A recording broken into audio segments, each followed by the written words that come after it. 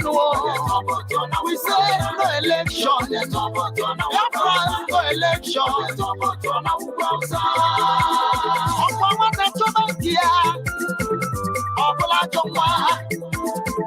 So kwani kwuru n'ọnụ na ndị Zuji na-agbagara Nigeria nọrọ n'ọgbaghara anyị chọrọ nke anyị no referendum no election in all Biafra land maka onye tụọ vootu na ugwu Awụsa ọsụ n'ugwu be anyị unu kwụsị anyị no election onye tụọ vootu na ugwu Awụsa no election onye tụọ vootu na wise no election onye tụọ vootu na ugwu Awụsa Igbo niile onye tụọ vootu na anụrụ mere ntị onye tụọ vootu na ekwuru mere ọnụ wise no election onye tụọ vootu na Biafrans no election onye tụọ vootu na ugwu Awụsa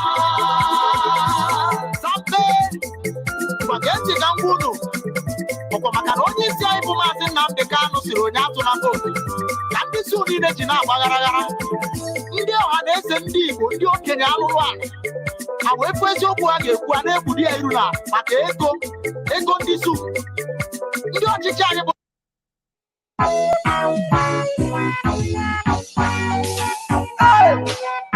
the bricks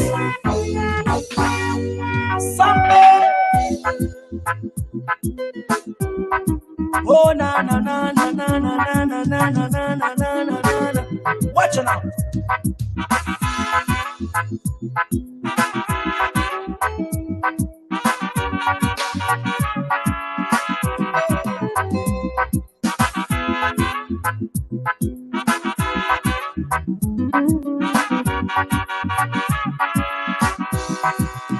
Watch me far away. See me far away, Shabada. Tell me what you saw. I will show you what I have. Because I have myself. Oh, then think say na defense. Make you watch my back. Now wait till you they see, yeah. Unless you have the sense, so go like to pretend. Do not run away. Kind of over than you. That is why I say. That is why I say. That is why I thought. That is why I say. That is why I say. That is why I am.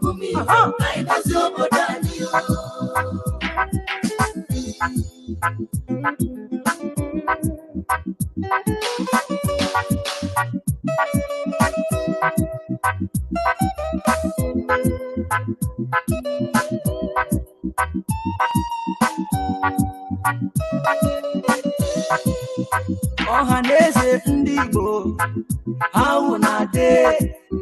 I don't come to speak my mind with no delay. Let them know say una eyes clear about una way. Watch out, many things they happen in that country you dey. So some people trouble upon people every day. Even when you dey, you go talk say you know dey. I need to understand why this one about. I need to understand why they drink apart. The promise that we got and nationalize. The promise we will live and no complaints. Watch me far away. Watch me far away. See me far away. See me far away. Tell me what you saw. I will show you what I have. Because I have myself. Oh, then think say na defense. Oh, make you watch my back. Now wait till you they see, yeah. Unless you have the sense, so you go like to pretend. Do not run away. Kind of over than you. That is why I say. That is why I say. That is why I thought. That is why I say. That is why I say. That is why I am. I was over than you.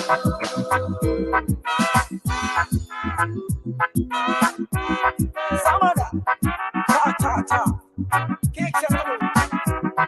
I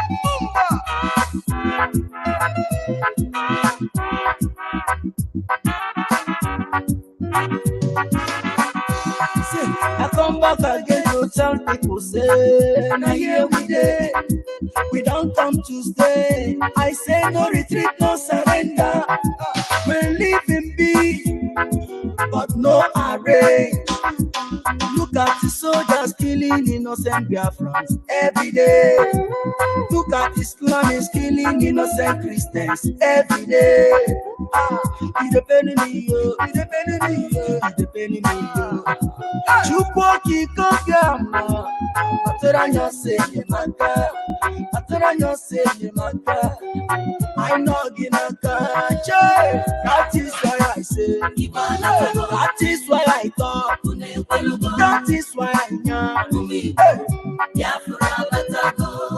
that is why I say, that is why I thought, that is why I know.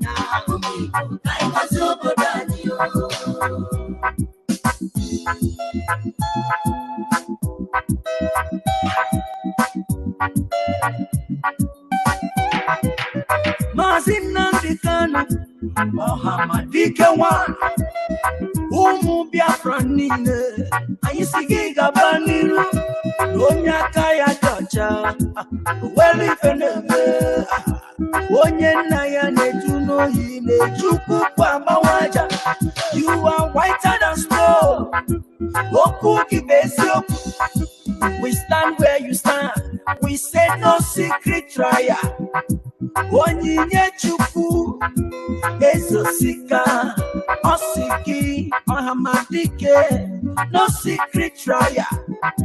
Prophet Yawis Young Osiki Ohamadike Osiki Chisike Matus Ejike Kole Osiki one day put a BJ, Sikwa, no well if a name, a well if an affair, a well if an actor. Yes, one name, Victor, Chimesie, Okorochuku, Ipob Network Television, London, Osiki Chisike. Na hapo nazu Umu Biafra nile Gedile nuwa Asiki Gabaniru No secret trial No secret trial No secret trial No secret trial. Watch me far away See me far away Tell me what you saw I will show you what I have because I have myself identity. The promise that we got and nationalize. The promise we will live and no complaints. Watch me far away. Watch me far away. See me far away. See me far away. Tell me what you saw. I will show you what I have because I have myself identity. Say na defense. Make you watch my back. Now wait till you they see, yeah. Unless you have the sense, you go learn to pretend. Do not run away. Kind of that is why I say. That is why I say. That is why I talk. That is why I say. That is why I say. That is why I am.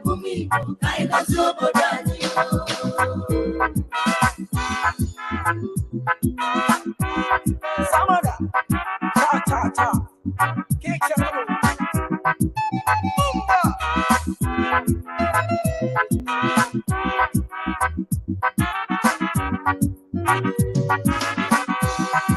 I come back again to tell people, say, now here we day. We don't come to stay. I say no retreat, no surrender. We're living big, but no arrange. Look at the soldiers killing innocent Biafrans every day. Look at the Islamists killing innocent Christians every day. It's a penny me, it's a penny me, it's a penny me. Chukwaki Kofiama, Ataranya say Maka, Ataranya say Maka. I know Ginaka, that is why I say, that is why I thought, that is why I know, that is why I say, that is why I thought, that is why I know.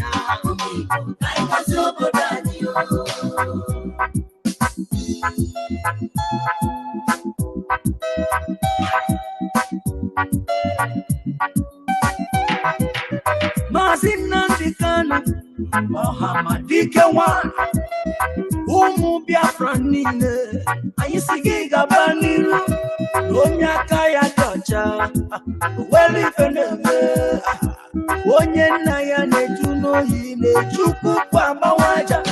You are whiter than snow, Oku Kibesio. We stand where you stand, we say no secret trial. Onyinye Chukwu Ezosika Osiki Ohamadike, no secret trial. Prophet Yahweh's young Osiki Ohamadike Osiki Chisike Matus Ejike Koli Osiki. One day put a BJ, Sipa, no welly feneme, a welly fenafia, a welly fenaco. Every one name, Victor, Chinesie, Okorochuku, Ipob Network Television, London, Osiki Chisike. Na hapuge nazu Umu Biafra nile Getine nuwa Asiki Gabaniru. No secret trial, no secret trial, no secret trial, no secret trial. Hey! Watch me far away, see me far away. Tell me what you saw, I will show you what I have. Because I have myself, oh, then think say na defense, oh. Make you watch my back. Now wait till you they see, yeah. Unless you have the sense, oh, you go like to pretend, oh. Do not run away. I know so than you. That is why I say. That is why I say. That is why I thought. That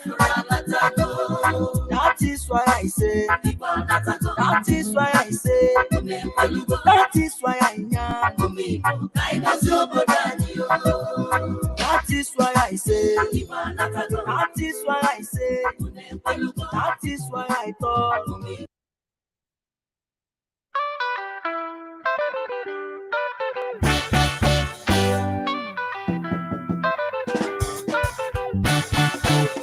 The Prince Sampe.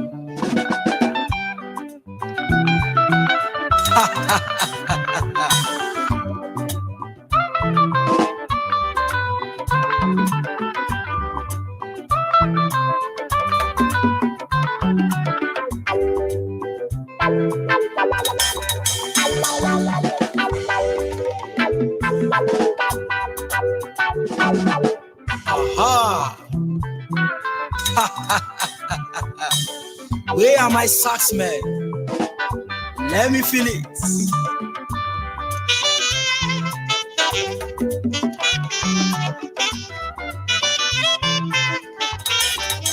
Sample.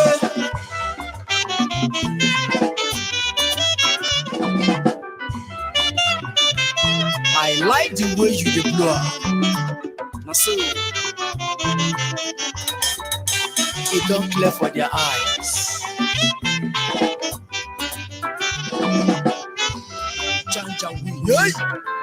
Biafra we come like this. Them never know say. Biafra we come like this. Them never know, they never know. Biafra we come like this. Them never sabi say oh. Biafra we come like this. Them never realize oh. Biafra we come like this. Them never know, they never know. Biafra we come like this. Them never know say Biafra we come like this. I say them never know say no. Biafra we come like this. They never know, they never know, they never know, they never know, they never know. Biafra we come like this.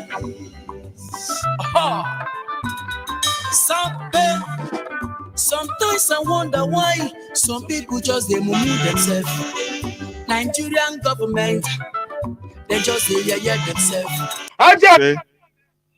He say, good morning, good afternoon, good evening, and good night, great Biafrans and lovers of freedom. This is Radio Biafra Hausa-Service coming to you through the auspices of Radio Biafra London. My name remains Mazi Jonathan Chinedu from Olu province of Biafra land. I welcome each and every one of you to welcome your friends and well-wishers, even your enemies, onto this hallowed platform. Because this is where we preach enlightenment. You know, many people might not understand what it means preaching enlightenment or the importance of enlightenment. Let me tell you, it is the key factor to human development. Do you see enlightenment? Because you must first of all develop in your brain, advance in your brain, have an idea before you can be able to bring it out practically. Without thinking about it, without conceiving it, without having a vision about it, you can do nothing. You cannot do it. Do you understand? That is why enlightenment, mental liberation is the key. Mental liberation is the key to what we are doing, to physical liberation. Mental liberation is the key. Without mental liberation, physical liberation will be kind of impossible. Even if you feel that you are physically liberated, you know, you still have many ways or many roads, many kilometers to go. That is the reality. When we see about independence, flag independence in Africa, let's say in Nigeria,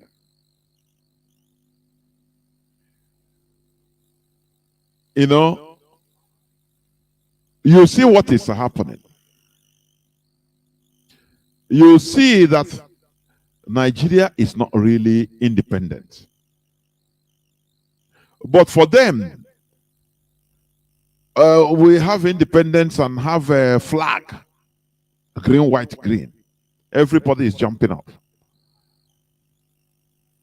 If Nigeria is independent, why is it that the British High Commission or High Commissioner, Katrina Liang, is busy going around in Nigeria running the show? Why is it so? If Nigeria is really independent. Do you understand what I mean? So,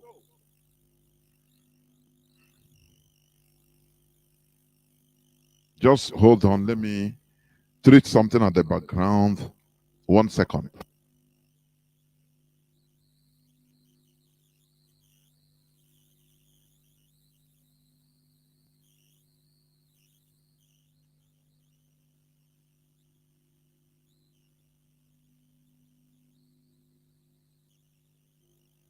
So, as I was saying, if Nigeria is really independent, Why is the British High Commissioner, Catherine Leong, is the person that is running to and fro always?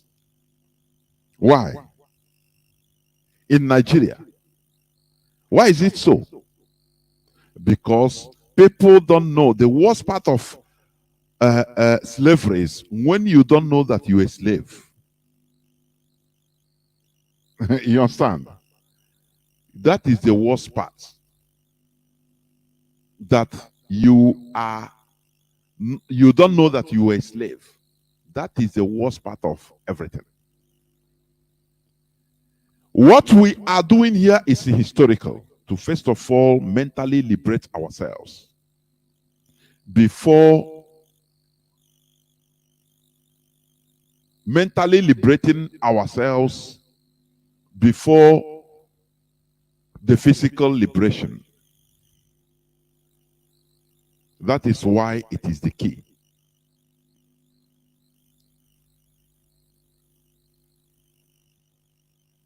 There is this thing that I'm looking for. I don't know.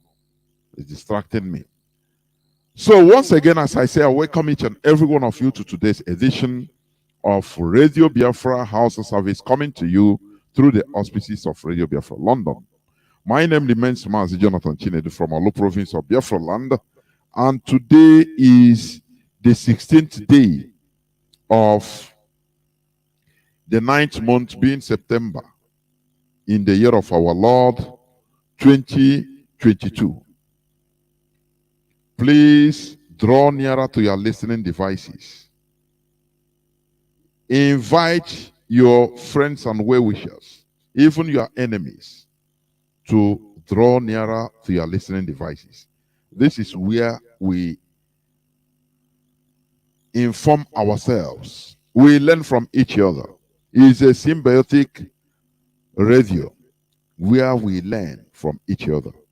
Therefore, do not miss this program, please. Because I'm going to talk about the contributing your quota towards Biafra restoration. That is what I'm going to talk about. You know, our leader said something, that anything you can do in order to contribute to Biafra restoration, do it.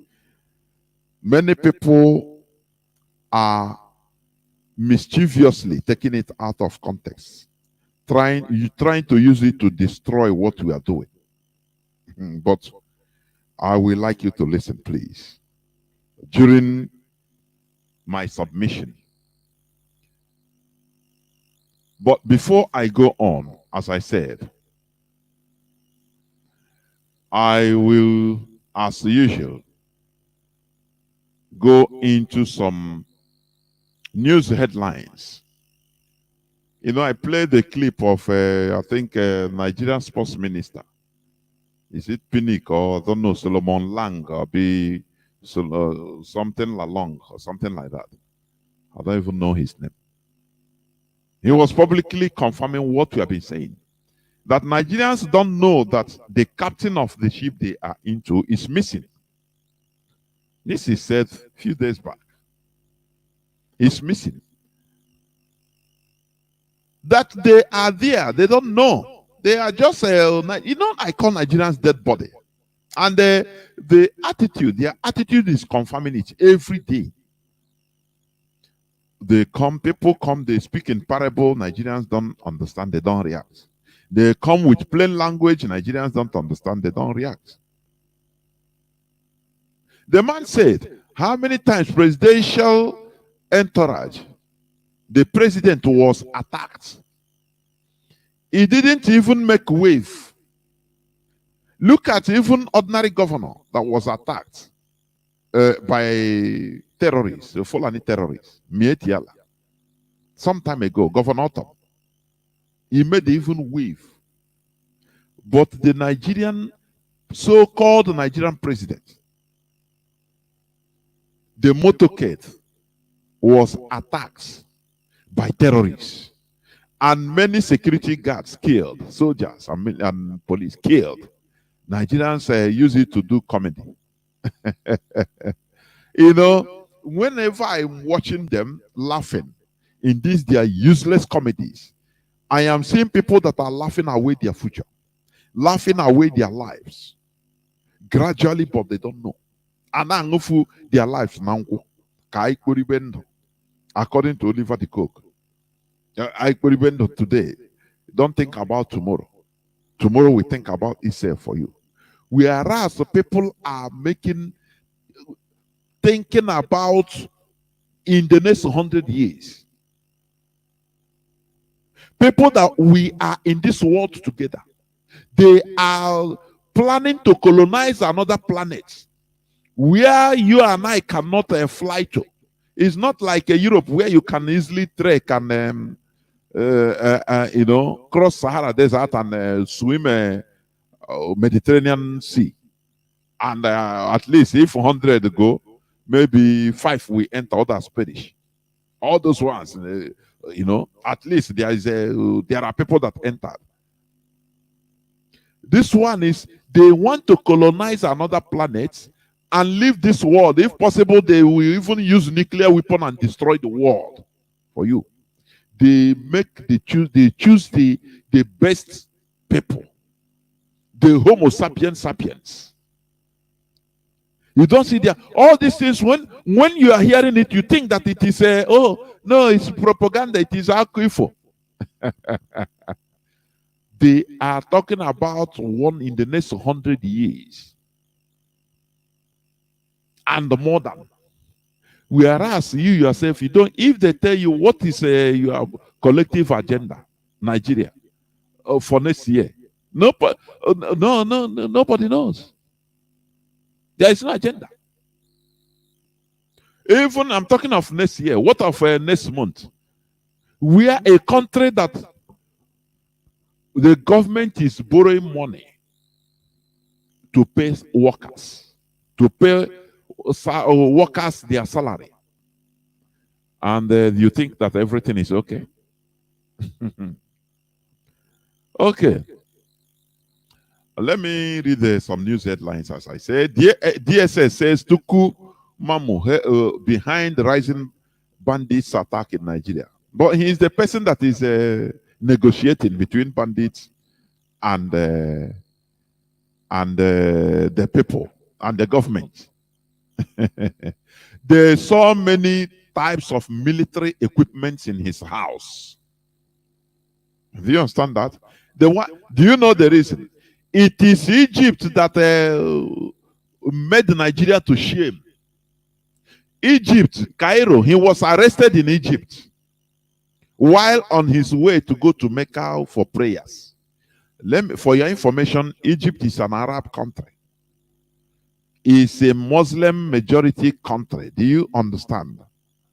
But they know terrorists when they see one. Do you understand me? So the shame of Egypt arresting a renowned terrorist from Nigeria. You know, I said it the other day. What Nigeria government DSS is doing is just, medicine after death to remove shame. Because they know that if they didn't do anything, it will be confirmed openly. People have known that, oh, this is a terrorist. So why is he free in Nigeria? Look at Mugumi, his master. That is going every time, moving with terrorists. The terrorists are bowing down for him with arms, heavy arms and ammunitions. Mohammed Sheikh Gumi. Do you understand? But in Nigeria, he's a renowned Islamic teacher, an elder statesman. That is how Chinese television, all of them describe him. A renowned Islamic teacher. But other countries know terrorists when they see one. That is why DSS now, they are doing, they do window display. If they didn't arrest him, which means they could declare Nigeria openly a terrorist country. So that shame made them to arrest him as he come. But where we are there? Where was DSS? All these days, they put him, they keep him, he's the negotiator.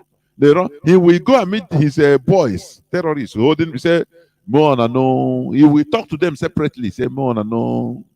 Listen, no. There must be. You must give your condition before these people will be released. You understand? And he will come and say, I meet them. Government should support them. Government should put in pressure, like verbal pressure, like Sheikh Gumi. In their own way, they are doing division of labor. Who talks about Pantami again? Who is in charge of everybody's data? Nigerians. Who talks about him? Pantami, who is the minister of modern technology, information technology, or some communication. He is in charge of everybody's data. Openly, he supported the terrorists. Openly, he didn't hide it. He supported the Taliban for bombing America. He supported the Osama bin Laden for everything. But today he's a minister in Nigeria government, in Nigeria setting. And you are telling me that people there, they are okay? What IPOB is doing through Radio Biafra, we are trying to save human beings that are in Nigeria. That is why we want Nigeria destroyed. I'm telling you. Let me read a bit. The Department of the State Services, DSS, the Department of State Services, DSS, has said Tukumamu, the Kaduna train attack negotiator, is a potent threat to the country. Now, why ask DSS? Where were they since? Oh, it's now because Egypt have arrested him. That is why they are now pretending, coming up. Is that? They are there in Asorok. All these terrorist sponsors and Nigerians, why don't you ask? What of those people that are mentioned that are terrorist sponsors in Nigerian government today? Many of the Obadiah Melafia said it, Dr. Obadiah Melafia, the man that died he died just like that. If I remember that man, I become annoyed. I used to say it. There are things you do, you need to consider the lives in your hand. God gave to you to save. It is not your life any longer. Your life is no more important to you more than others. Your life is more important to others than you. Do you understand? That is why, as a leader, there are some, in some situations, somebody like Obadiah Melafia, he should have been even tied. His people should have tied him by force and smuggle him out of Nigeria. I'm telling you honestly. Sometimes you show rubbish bravado. Nothing maker. That is rubbish nonsense. That is nonsense. Now the man has died. He died with his information. Obadiah Melafia. He has died with all his information, all the things he should contribute, his quota. They have killed him just like that. Do you see it? So people should ask, what about all these people? There are many prominent Nigerians, about, is it 8 of them, serving jail sentences in United Arab Emirates today because they are terrorists. They are terrorist supporters and sponsors.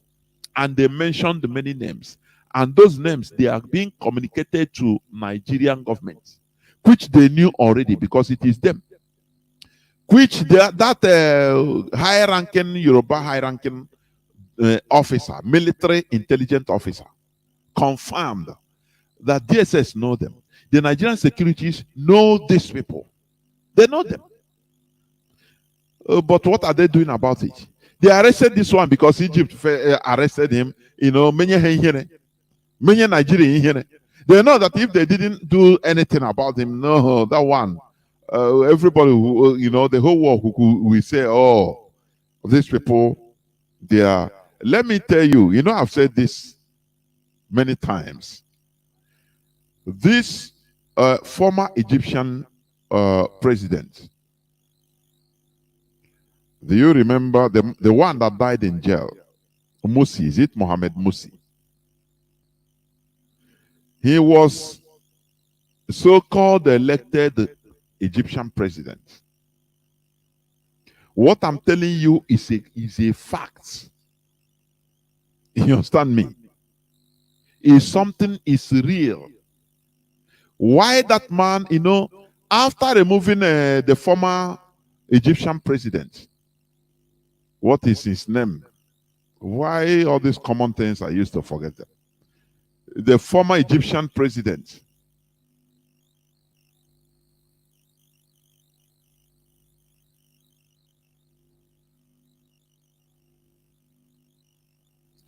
After removing him, Hosni Mubarak, yes, Mubarak. Now they did their after everything they took over, and after they did the so-called election, and the Islamic movement elected, with emotion, with sentiment. Oh, we want democracy. We want this person is Mubarak is a dictator. This and that. They now put elected a terrorist into office. Do you understand? This Mohammed Morsi, Morsi, Mohammed Morsi, he entered office. Now, little did the world know that he is a confirmed terrorist. Understand? Confirmed. Conquer one, direct. You know what happened? The Mossad and CIA captured his phone calls. They are not bugging him. Rather, it is very, very weird, bizarre, that a whole president of Egypt was calling prominent terrorists. What I'm telling you is the reason for his demise. He died in jail. He died in jail. He was calling prominent terrorists, known war terrorists, that CIA bugged their voices. Not even phone.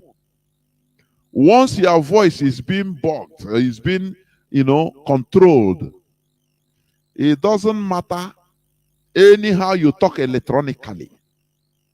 It will signal to the CIA, to the secret services. The satellite will signal that it will immediately detect, because once they put your voice, you understand, it is signaled.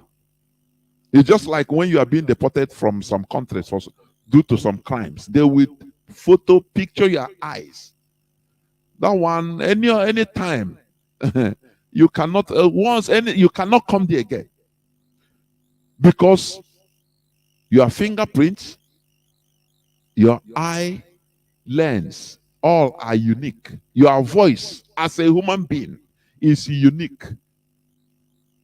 So they found out that, look, somebody was speaking with the terrorists that they were watching. They were trying to capture or kill by CIA, the Mossad, the Western intelligence. And they say, this is a president of Egypt calling these people that, oh, my brothers, it is our time now in Egypt. You people can come now. I am in charge. We are in charge. They chuckled. Not once, not twice, every time calling them. From there, the CIA, the Mossad, they sent the voice to the Egyptian military. The Egyptian military hierarchy. They cannot believe that. And they continue, this man continued calling, inviting this terror. Do you remember the time this man was in office in Egypt? Every time there was terrorist attack on Coptic Christians, mostly, bomb, killing many, many people. Do you remember? That kind of 2012, 2013. You remember? So now, once they communicated this thing to the Egyptian military, they gave Egyptian military came. You know, they cannot say everything on air. They say the man should do the right thing by either resigning, because they stirred up protests against him. You understand? And he quenched the protest with a,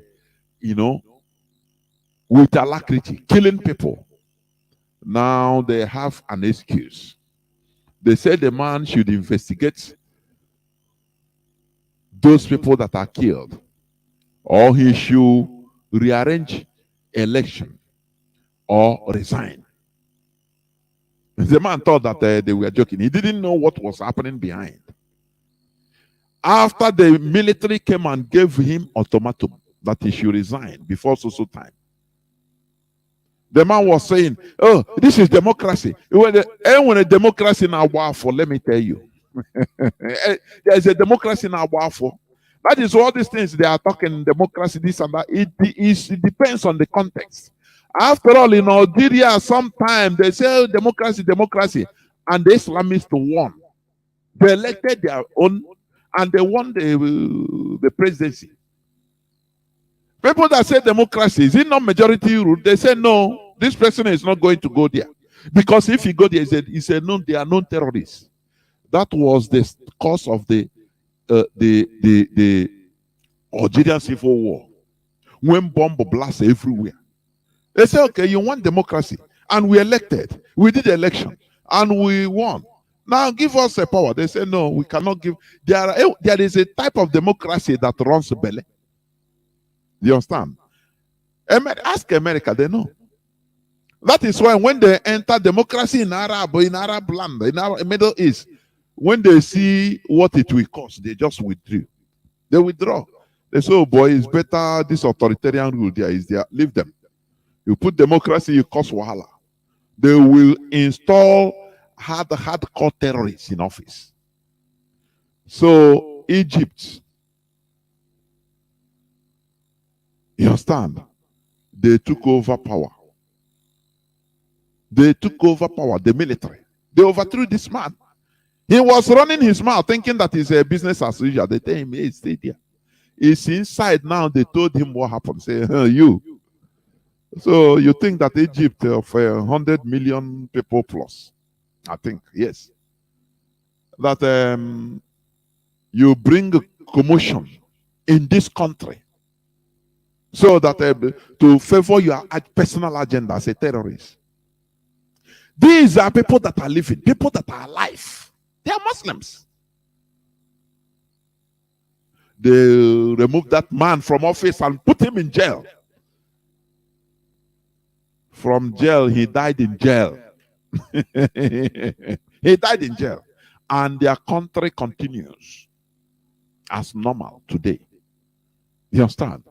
But in Nigeria, they brought a hardcore Fulani headsman in the name of late Buhari into of the worst part of it is that it's even the Southerners mostly that canvass for him. Yeah, you know that Nigerian indigenous people, they are, I used to say it here and I continue. They are the most foolish people on earth. They are the most foolish people on earth. I'm telling you. So this man, what is his name? Tukumamu, that was arrested in Egypt first. He was the darling of Asurok. When God will bring out somebody, he will bring him out. He wanted to go to Mecca and they passed through Egypt. And they know him. They say, this man, you cannot follow. Oh, you say you're a Muslim. What you are doing is not Islamic, or just you are a terrorist. I know the reason why they deported him is that they communicated to Nigeria. They say, what I think, they told Nigerian government that we are going to jail this man. Now Nigeria assured them, say, no. They get them proof, which Nigeria know. Nigerian government, they know that this man is a hardcore terrorist, sponsor of Boko Haram, ISWAP, all Fulani headsmen, all terrorists in Nigeria. They said we are going to jail him as they jail the people, Nigerians in United Arab Emirates. Now, with diplomatic movement, Nigeria will tell them that, look, if you jail this man, it will be shameful for us. It will cuckoo bring. Egypt need assurance. Say, if I deport this man, are you going to treat him as a terrorist? They say yes. That is why Egypt put him in the next flight to Nigeria, in order to save the face of Nigeria government as a country. That is diplomatic move. So all these things that DSS is doing is by force from Egypt. I'm telling you honestly, it is by force. Is it only what of if this guy is a terrorist? What of Sheikh Gumi, his master? That is, Sheikh Gumi has a school answering his name. Do you see how Nigeria is? That is a country you want us to continue staying? The answer: we cannot continue in this country, in this type of country. Lagos announces date to shut Ladipo Oyimbo markets indefinitely. Remember the conversation, the conversation between Alhaji and Kunle. They say after Buhari rule, that is his rule, no matter who is ruling under Buhari, after 8 years of Buhari, that Igbo people will be nothing, irrelevant politically. And they gave them power. They gave the Yorubas power in order to do anything they want against the Igbos in Lagos. That is what is happening. Our leader will say, Lekwe na anya rachiam. Do you know this thing, what it means? How many hundreds of thousands, if not millions of our people that will become stranded because of this thing? Many of them, after they will come back to our land, in Biafra land. And as Mazi Chinasa said, they are saying that bush they pay in our land. They will come and continue perpetrating evil. Because when, our land is like now like a desolate place. When you go east, west, north, south, nothing happens. You start committing crimes there. But when things are happening, when you're okay, you don't remember there. you Abuja, you're cruising in Abuja, in Kanu, in Lagos. But when you become stranded, they pursue you. Now you come back to your land. And from there, you start committing atrocities, killing our own people. Ladipo to be shut down. Oyimbo markets, Ladipo and Oyimbo markets. After they will go and give them one ocean, one part of ocean, Ndibo, people that are working hard. And you will see one of Haneze chieftain will come and sweet talk them. Now we people, we are Ndibo, we're in a wambo. So let us go to work. Let us tax ourselves and go to work and develop it, no problem.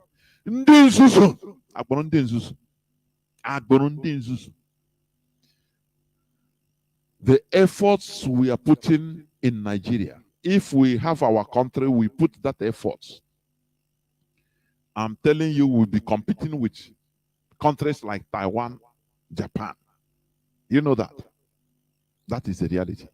They are going to shut Ladipo and Oyibo markets indefinitely.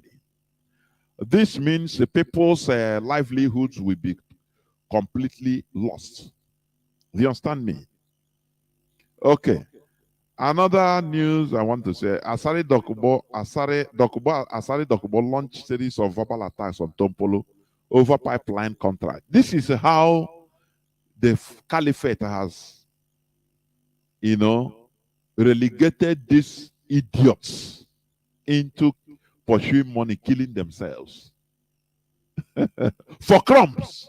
Do you see how pathetic it is? When people are greedy for their selfish interests, they have forgotten why they were in trenches in the first place. They have forgotten. Did you get that? In the answer is no. Now it is they are hustling for 4.5 billion. Aside of was don't come to no person should come to a Joland. Oh, no person. I'm the king of Calabar, so no person should come there. I am in control of there. You look at all these people. Chineke, all these people, I'm telling you, because these are the people that are causing the problems we are having. They are contributing a lot. The Fulani smartly pitch one against another. You know, when I say Fulanis are smart, what do you think? Politically, I have not seen any person that calls here to challenge what I'm saying with facts and figures. They pitch brother against brother for crumbs. And the same way they pitch people to reject themselves. No, I'm not Igbo. I'm from Doke. I'm not Igbo.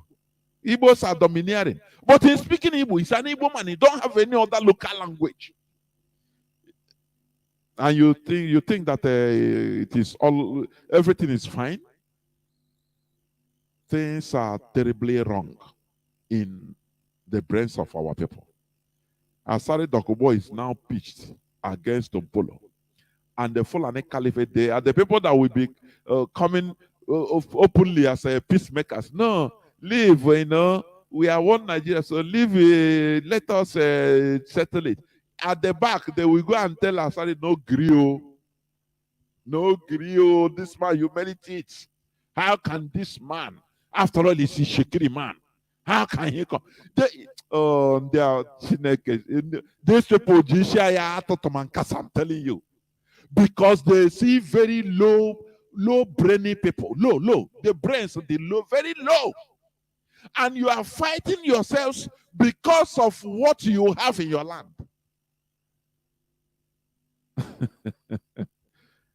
God Almighty. All because of money. Let me go straight to the topic of my submission. And before that, let me read this press release a bit. Let me read it a bit. IPOB stand with Professor Anya, because I'm going to talk about it. I'm going to put her into context today. I'm going to play her clip. You understand? IPOB stand with Professor Anya. The global family and movement of the indigenous people. This is a press release by IPOB today.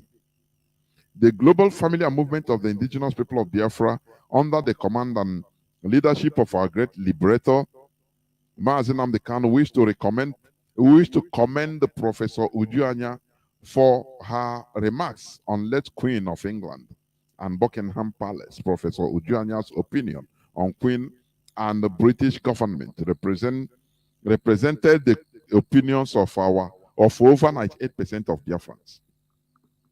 Until her viral comments and counter comments on Twitter, IPOB do not know the person called Professor Anya, but what is certain is the pains and scar of Biafra genocide lives with every man or woman with Igbo blood.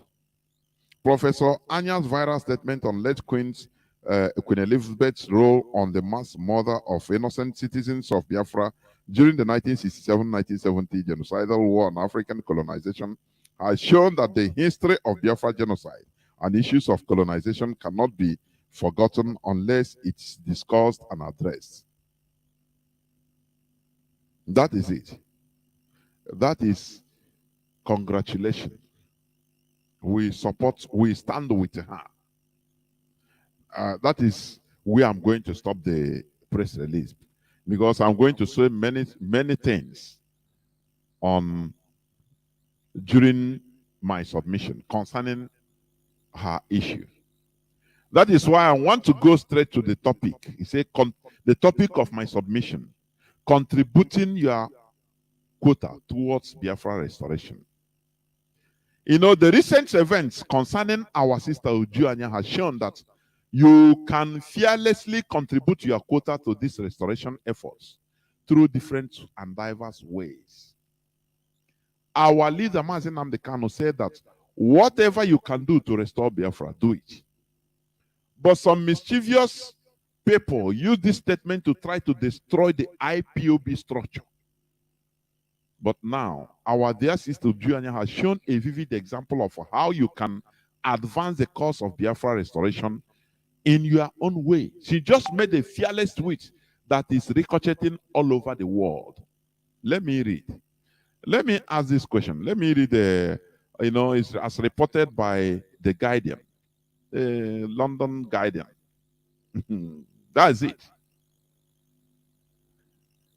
Is Anya the only professor in America or in Europe or of Igbo origin or Biafran origin? The answer is no. But she is now the target. She has advanced or is advancing the cause of Biafra, our voice, raising it more higher. You know, there are when people call, PhD holder, I'm this and that, I'm intellectual. Some of them or most of them are highly mischievous. Where they are strong is coming to criticize Mazi Nnamdi Kanu. No, it is not like this. You should do it. No, this Biafra, do it. There is a way to do it. Form government in exile. Form government of national unity with Asari Dokubo. They will be recommending rubbish. Do you understand? I want people to think how many Igbo intellectuals or professors do we have in America, in many parts of Europe? People that all that matters for them is to come and they are now in order to destroy IPOB. This is exactly the example of what Mazi Nnamdi Kanu said. Anything you can do to restore or to contribute to the restoration of Biafra, do it. How many of all these professors were able to tweet out the pen, to write, comment, write in social media? But this Wada fearlessly did that. On the other hand, a very mischievous set of people. I am professor, this and that. Mazi Nnamdi Kanu, which passport did you use to come to America? Because I never see Biafra. Other, when one general go, another one come. So we are not going to be waiting for Mazi Nnamdi Kanu. So give to this person the post. All that matters to them is mischief, to cause confusion. Look at how one of our ladies fearlessly, I think she is not up to maybe 50 years. You see people that will come, they are elders, they will do this. Look at only the fearless way. He didn't care about the inconvenience it's going to cause her. That is what all these people. I saw the reply, one of the replies of one Father Uloma, which I used to even listen to. He made me, I insult him with venom. I'm telling you. No, he shouldn't have done it like this. He should apologize. I said, excuse me? So, Father Uloma, this is what you are saying. Apologize to somebody for bringing out the pains that we have, which was committed against us. There I fear. Do you see all these so-called intellectuals with portfolio that have offices, portfolios? Fear them, because they will always tell you how to do it. Let me tell you, freedom fighting is not even for freedom fighting is for miscreants. I'm telling you honestly, it's always started and being carried on by So what you call miscreants, because they are the people, fearless people. You know, I've been giving this example. Go and read even the Bible, this Bible you are reading. When David was pursued by Saul out of greed and anyofo, jealousy, because I know that David was choosing to be the king. Saul wanted to kill him, and David ran away. Go to it's in the book of Kings, I think first or second Kings. Go there, you read it. I think you believe in the Bible stories now. Go there and read it. He said, vile men followed David. Vile men, that is miscreants, followed David, run away into the nothing I do gain, or if not death, let us all die together. They followed David. Not the people that are so gentle, intellectuals that know how to do it. No! You don't fight for freedom as a very gentle person. No. Gentle people don't fight for freedom. You know, anything that happens, let it happen. Like this, our lady. He tweeted it. And this guy came to her, Jeff Bezos of Amazon, the billionaire. He came to intimidate her. Who are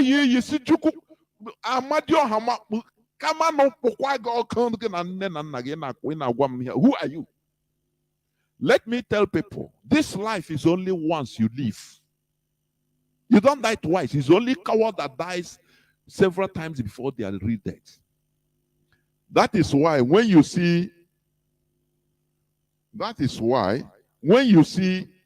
all these so-called intellectuals with portfolio, as I said, fear them. You understand? Fear them. What is happening? I don't know. Why is somebody calling me? Is there any? Please, I hope my voice is coming out. My gadgets, my dashboard, everything is okay. Let me check. Why? My voice is coming out. Now, why? So, as I was saying, my voice is coming out. Please, if you're not hearing my voice, it is not from me. It is from your system.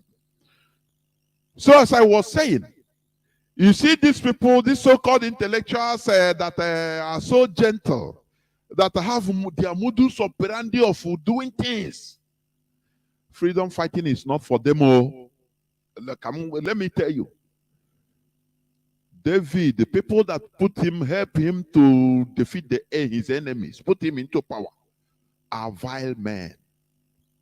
That is why when they call us miscreants, I was happy, because it is the fulfillment of the book. You understand me? All these gentle intellectuals, they hug them because they don't want to upset their colleagues. They don't want, the system they are working for to be upset. So they will be giving you advice. This is how, so that, this, so that this and that. And then useless advice, for goodness sake. Freedom fighting is like this. Anything you can do to contribute towards Biafra restoration, do it. Look at how Wadu Anya did her own. Or just one tweet, courageous tweet, and the whole world is ricocheting. It's ricocheting everywhere in the world. Do you know, only because of this her tweet, do you know where Biafra story have gone, where it never reached? Something when you see, oh, I'm a PhD holder, I'm teaching in Oxford University. You come to meet him for Biafra, you say, no, there is a way you have to. Look at, what is the name of this, our bishop? Archbishop in Holy See, in the Vatican. Didn't you see the advice he gave to one of our brothers that met him? about Biafra. Why?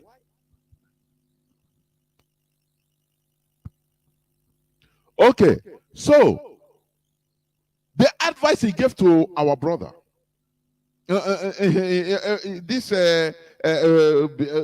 join Nigeria politics, so that anything that happens, you can elect somebody that have Biafra this in them. That is because he don't want to upset the Vatican, the Pope. Do you understand me? These are the normal status quo intellectuals we have. But what do you and say? Oh, Guadangwa. I love that woman. I'm telling you. Guadangwa.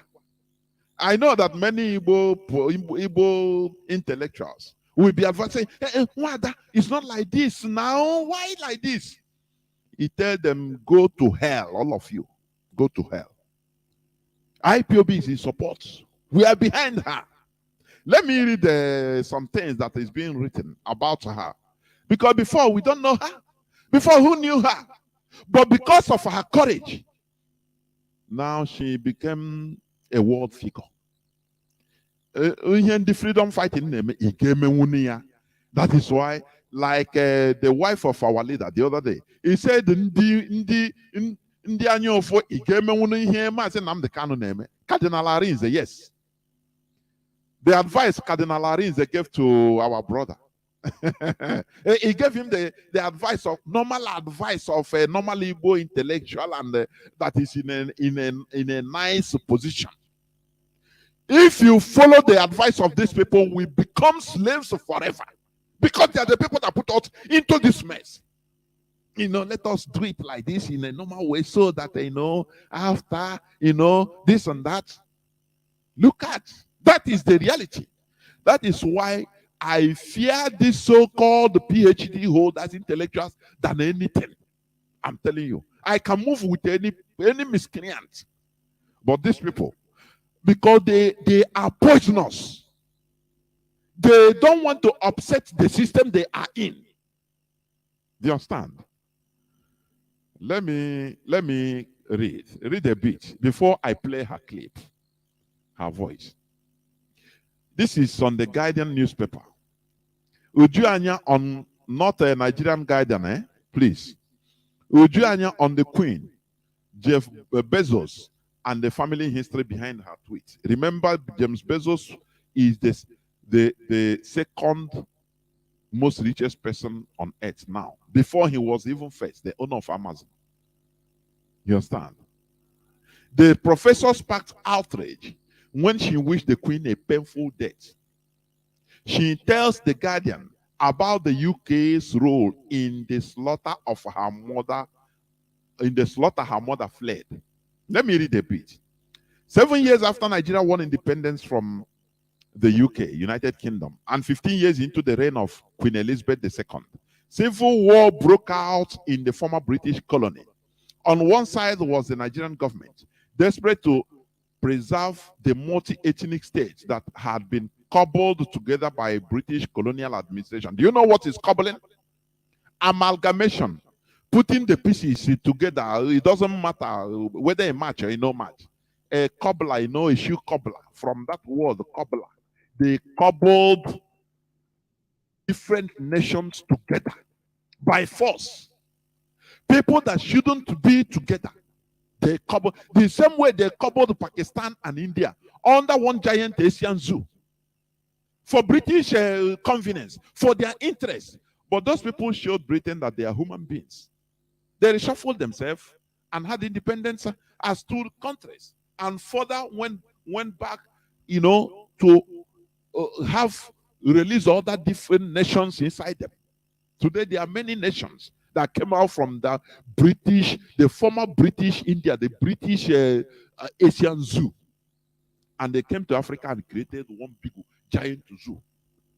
Every time Katrina Leong, he went to church to pray for Queen in Lagos. He's the person running the Nigerian government, telling the slaves the ignorant slaves that don't know how to fight. for freedom, telling them how good it is for them to stay together. Let me tell you, he prayed that woman, that witch, she praised the queen to the extent in the midst of people that the woman killed directly, sponsored the killings of their siblings. He was praising her. Let me continue reading. On one side was the Nigerian government desperate to preserve the multi-ethnic state that has been cobbled together by British colonial administration. On the other we are the Biafran separatists who sought autonomy for Nigeria's Igbo people, an ethnic minority. How do they call us minority? How do they call Igbo? How? Although sometimes I don't blame them because our people are showcasing a type of ignorance that is out of this world. You understand me? That is why our leader sometimes he will insult us. I welcome those insults. I say, Mazi, can't you put more? Because I'm tired of these praises. Oh, Balaka, beautiful. Oh, beautiful. Where? Where are we? Do you know that Africa have more than 75% of arable land that can be cultivable, but hunger is killing Africans? You understand? Every time Africa we import the war in Russia and Ukraine, the war in Ukraine. Oh, no food for Africa because of the war in Ukraine, because they are importing food from Ukraine. Africa have more than, I think, 78% of arable land in Africa, but they cannot feed themselves. How do you refer to such type of people? China has only 7%. Listen, 7% of arable land. China that have the population of China is more than the population of the whole Africa. They have only 7% of arable land, but they are trying to feed themselves with that little portion of land. They develop the technology. They develop everything in order to optimize production of agriculture in that small piece of land. That's why when people say that Biafra has small territory, I laugh. When we add technology, the sky becomes our limit. Do you understand me? How do you equate? Look at even in our own land today. There is land that doesn't need irrigation. Water is everywhere. If you throw out mango fruit today, tomorrow you see it germinating. It is you that if you don't want it, you go and remove it. But people are complaining of hunger. How do you quantify this set of people? Why should you merit respect in the world community when you have 78% of your land is arable, is farmable? But hunger is killing you. Import everything, food from everywhere. Thomas Sankara performed a miracle in Burkina Faso, a Sahel region. Before him, the Burkina Faso was being helped. They import everything they eat. But only 4 years of his revolution, Thomas Sankara revolution, led to Burkina Faso being food sufficient. And they start even exporting food to other African countries. How do you quantify people that their governments are being used by the neo-colonialists in order to continue putting everybody down? To continue enslaving everybody moving like zombies in Nigeria. How? We need to remove ourselves, emancipate ourselves, or we perish. Or, they continue seeing us as garbage, the wretched of the world, as one man referred it. Black people, the wretched of the world. Anywhere you go, they pursue you. Anywhere they see you as garbage. Are you not ashamed? For goodness sake, are you not ashamed? This is what we preach here. We don't pity ourselves. Because when they are killing you in the streets of New York as a black person, when they are, dealing with you in Europe, you are even a highly talented fellow that should be a scientist, an inventor. But in Europe, you are taking care of all the Europeans packing their shits. What is more demeaning than that? Insult is only mouth, but there they insult you. I read the other day, one guy, he said he ran away from one work, I think in supermarket, for standing. He said he cannot stand. He stand for 8 hours in United Kingdom. Maybe that guy in Nigeria is a master, maybe masters holders. You understand me? He said he keep on standing for 8 hours. If he say he want to go arrest, they say no. So he have to run away from that job. That is how bad it is. But when we come here, you say we are insulted. It is better we insult ourselves into opening ourselves, into doing something to bring us out of this miserable situation we are in. The wretched of the world. That is it. Let me continue. On the other side was Biafra separatists who sought autonomy for Nigerian people and ethnic minority. We are not ethnic minority, for goodness sake. Originally from the country's south, who faced persecution and pogroms in the north. Do you see what the I think British Guardian is writing? Has this paper written something like this before? It is because of the tweet, single tweet of Ujuanya, Professor Ujuanya, our fearless lady. Can you suffer the inconvenience? You that what matters to you is let us DLS is this thing, this and that. You are a professor. There is a way to do it. It is not the way Ipob is doing it. Now you are making a mess of yourself. Look at somebody, a fearless person. Look at it. Look at her. She has caused people to start researching about Biafra, talking about Biafra. Okay, with control over Nigeria's oil production at stake, former colonial superpowers jostled for influence, not least the United Kingdom. In 1967, Nigeria was still a member of Commonwealth, and Elizabeth has remained its head of state, the Queen of Nigeria, until 1963. Intent on maintaining influence and control, which they are still having till today. The United Kingdom government, led by Harold Wilson, funneled vast amounts of arms and ammunition towards the Nigerian government. Do you know the reason why this thing is being written? Why this article is being written? First time. It is because of only the courage of one person, Ujuanya.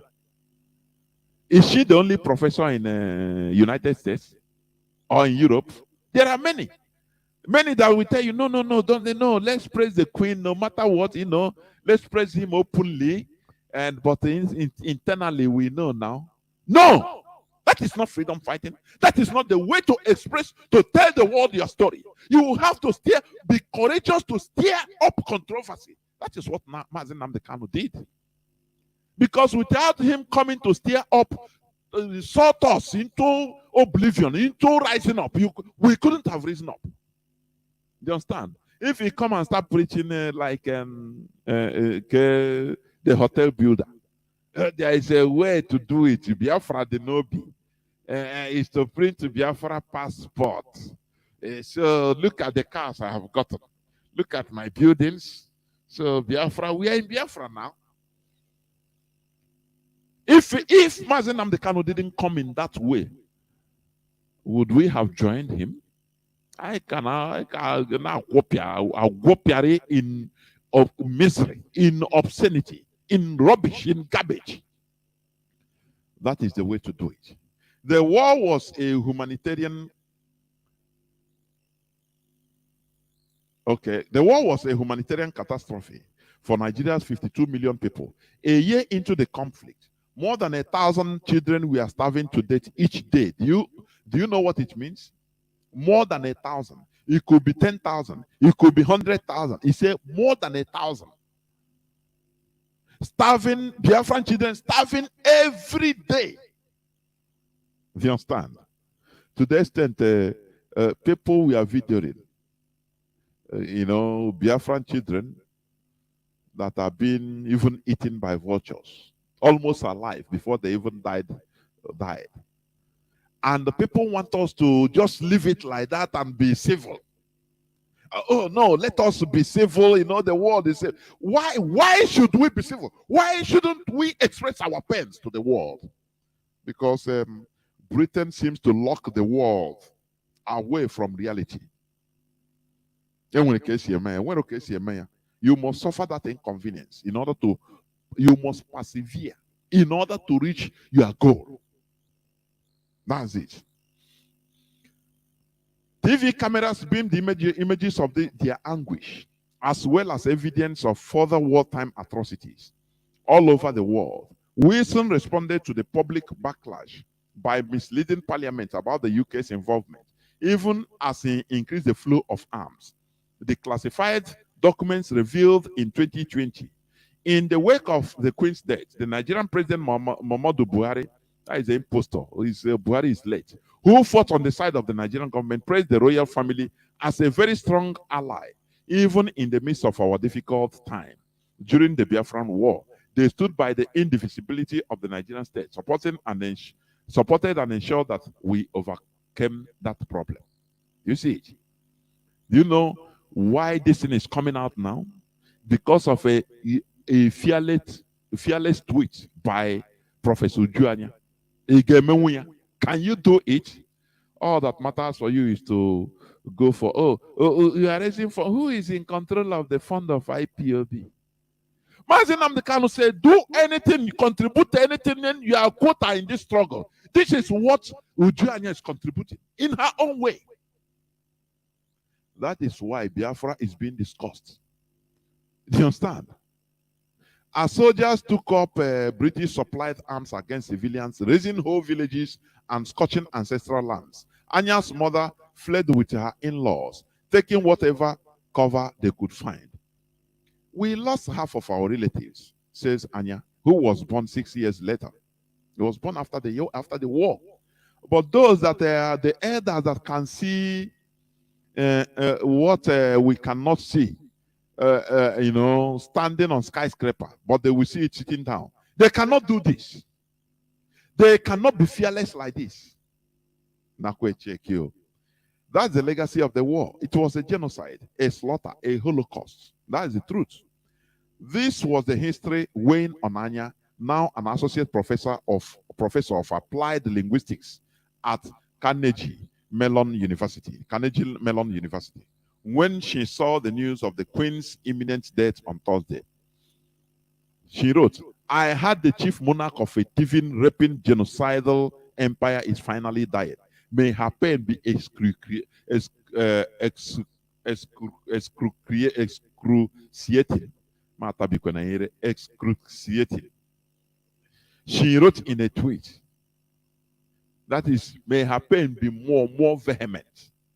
She wrote in a tweet to her approximately 70,000 followers.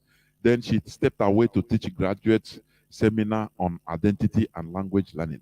3 hours later, Anya logged back online only to be greeted with a flood of condemnation, much of it laced with racism and misogyny. I will stop reading because I will play her voice, please. That is fearlessness. That is her quota. She is contributing. Do you understand? Ask yourself, you PhD holder in Harvard that is hearing my voice, what you know is the way. There is a way to do it. Freedom fighting, there is no way to do it.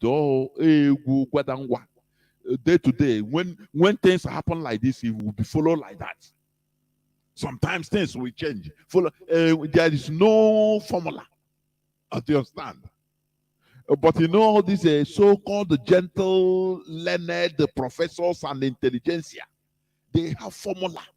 So, why? I know many of them would have be calling on Professor Anya, our fearless lady, telling her, go and pull down that thing. There is a way to do it. You are. He said, no. No, what else can you say, please? And what else can you say, it's like this. So, she is contributing her own quota towards the Biafra restoration. Let me play her voice for you. Listen to what she said. It's in a radio program interview. Listen, please.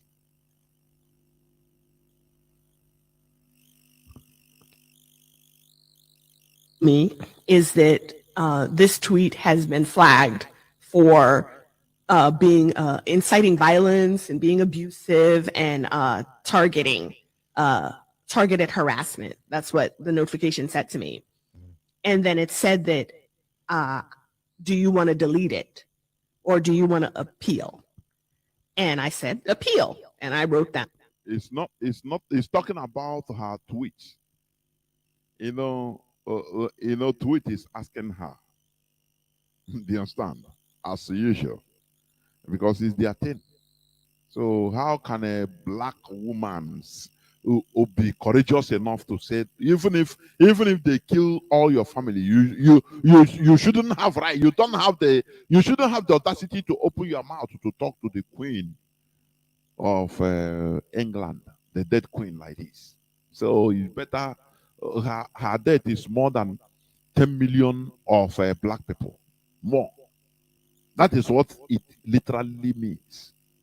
And she was defiant. Continue listening, please. My reasons for not wanting to delete it, because I did not agree that I was inciting violence, nor was I engaging in targeted harassment. Right. But then while they're processing your appeal, you're locked out of the system. So you can't get on. So so the aftermath, when black women started to ride for me and start to get attacked themselves, and I didn't see that because that early I was already out. Right. And I was out for almost a week after. So everything I saw happening on Twitter was secondhand through my partner, Dr. Syria Lang. And she was the one kind of reporting to me what was going on. And, and of course, at this time, I had already had calls from, my administrators and things like that, saying that there would be a response. They didn't tell me what the response would be, but definitely this has come to the point that they've seen it and they're going to have to respond to it. And I said, and I also at that point explained to them my perspective, where I came from, and what the British monarch had done, and what she represented, and what I was, the truth I was telling, and how I was speaking from not just my pain, but the collective pain of my family and Absolutely. my broader Igbo people. So, I told that to them, and then that, they called her, the administration of her working place called her, say, there will be a response. No, they called her, they start explaining to them that she is not expressing only her pain, but the pain of a collectivity of the Igbo people, Biafrans. Do you understand? Because everybody suffered. What the people cannot have the courage to do, she is doing it. And that is the inconvenience, the result. People don't want to go through. That is why they prefer to fear. This fear factor should be removed. If our leader is fearful, we shouldn't be where we are today. Anything that is, I say, tomorrow, come on, let it happen today. That is the spirit of freedom fighting. Do you understand me? That is why we must appreciate this, our sister, Wada Ojuanya. Continue listening, please. And they said, okay. And that was it. Whatever else I heard from them was when I was hearing it on the news along with everybody else, or Absolutely. when I saw the statement being released, etc. Absolutely. And so I had two more questions and I want to open it up. Has this experience changed the way, because like you said, you kind of go in, you use Twitter, you kind of almost like prepare, like you said, to teach when you go in there. Has this experience changed the way you're looking at engaging in social media, or do you intend to continue to engage in the way you have.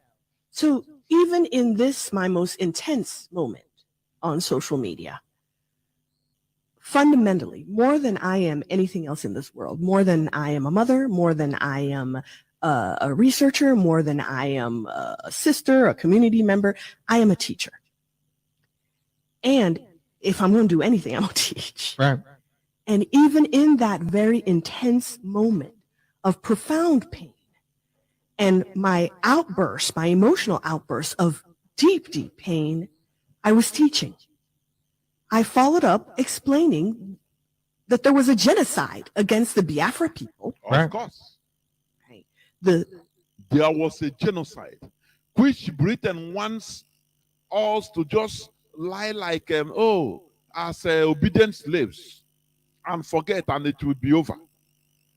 How can you for example, the Jewish Second World War genocide? Do you know every day that God created in this world, there must be one documentary channel that is showing the Second World War, the Jewish genocide, the Holocaust. Do you know that?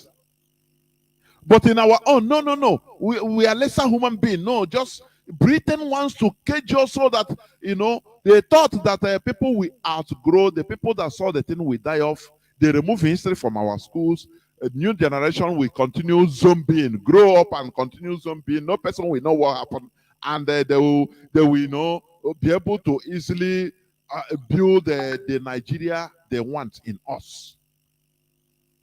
You see it? It is only inanimate objects that shouldn't react in this type of thing. Armenia suffered the genocide, where they say 1 million, up to 1 million Armenians were killed. Do you know what time? During the First World War that ended 1917 by the Ottoman Empire. Remember, Ottoman Empire they have dissolved though. There is no more Ottoman Empire. You understand? It's just like campaigning, houses campaigning now that Ottoman Danfodio should pay reparations for them. And the beneficiaries of Ottoman Danfodio, or the descendants of Ottoman Danfodio, should pay reparation for what they cost in their land. Armenia consistently continued pushing for the recognition of that thing as genocide. Ottoman Empire is now Turkey. They are now confined. They come as Turkey. And they got it. Imagine that it's our people. That this Biafra war happened maybe 100 years back. Oh, you see so-called intellectuals saying, now forget about this thing. That one has gone. Leave. Sometimes I see that even intellectuals in our land are the main problems we are having. I'm telling you before God and man. They are the people that will be, now leave this thing now. This thing has gone. Is it the time of your great-great-great-grandfather? So leave it now. But Armenia continued pushing until the world recognized that Turkey today, which was Ottoman Empire, that colonized Arab Middle Eastern countries, committed genocide. Had it been they didn't push, they wouldn't have gotten results. Not that they will bring back the life, but people that have died. No. But it is a recognition that you owe some reparation. Oh, it's not monetary. That, that thing, okay, come and you apologize. It is now known that, oh, you committed this thing. But Britain never want to know. They don't even want to talk about it. Because they see us as stones. We don't have feelings. After all, during slave trading, they say that their perception that time that black people, they don't have feelings. So you can, they don't feel pains. So that is why they can be amputated, they can be operated on without using anesthesia. Nothing. They'll just be, So, and when black man is crying, all of them, they will be laughing. The crimes they committed. And somebody will come and tell me we should continue following their road they gave to us to heaven. The people don't understand how mad we are. Telling you. Let us continue. Who were trying, the Igbo people who were trying to form an independent nation of Biafra.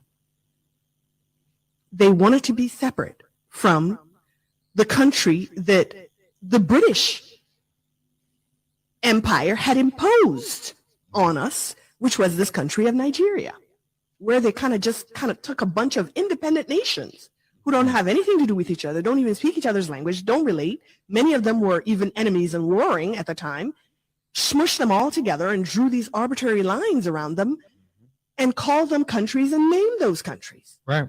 And then said, now y'all get along. Let me say something here. Do you see? Sometimes extraordinary situations needs extraordinary actions. Sometimes it is not gentility doesn't solve the problem. I'm telling you. Like this lady, this one that have done. People will start asking, but a person, a very reasonable professional like this, intellectual like this, reacting this way, there must be a call. Let us hear her voice and hear her story. That is why he's telling them. Without, had it been he come to say, okay, come to seminar. I want to teach a seminar about Biafra. They will take it as the reaction people are getting, he's getting from people, she wouldn't have gotten it. Oh, no, he print a flyer. It's good anyway, but she saw an opportunity and she utilized it. And now people started listening to know, why did this person, this gentle, beautiful woman, tweeted or commented like this to somebody that died? That is a question. Because when you don't know, doubt makes people to research, to investigate more. You understand?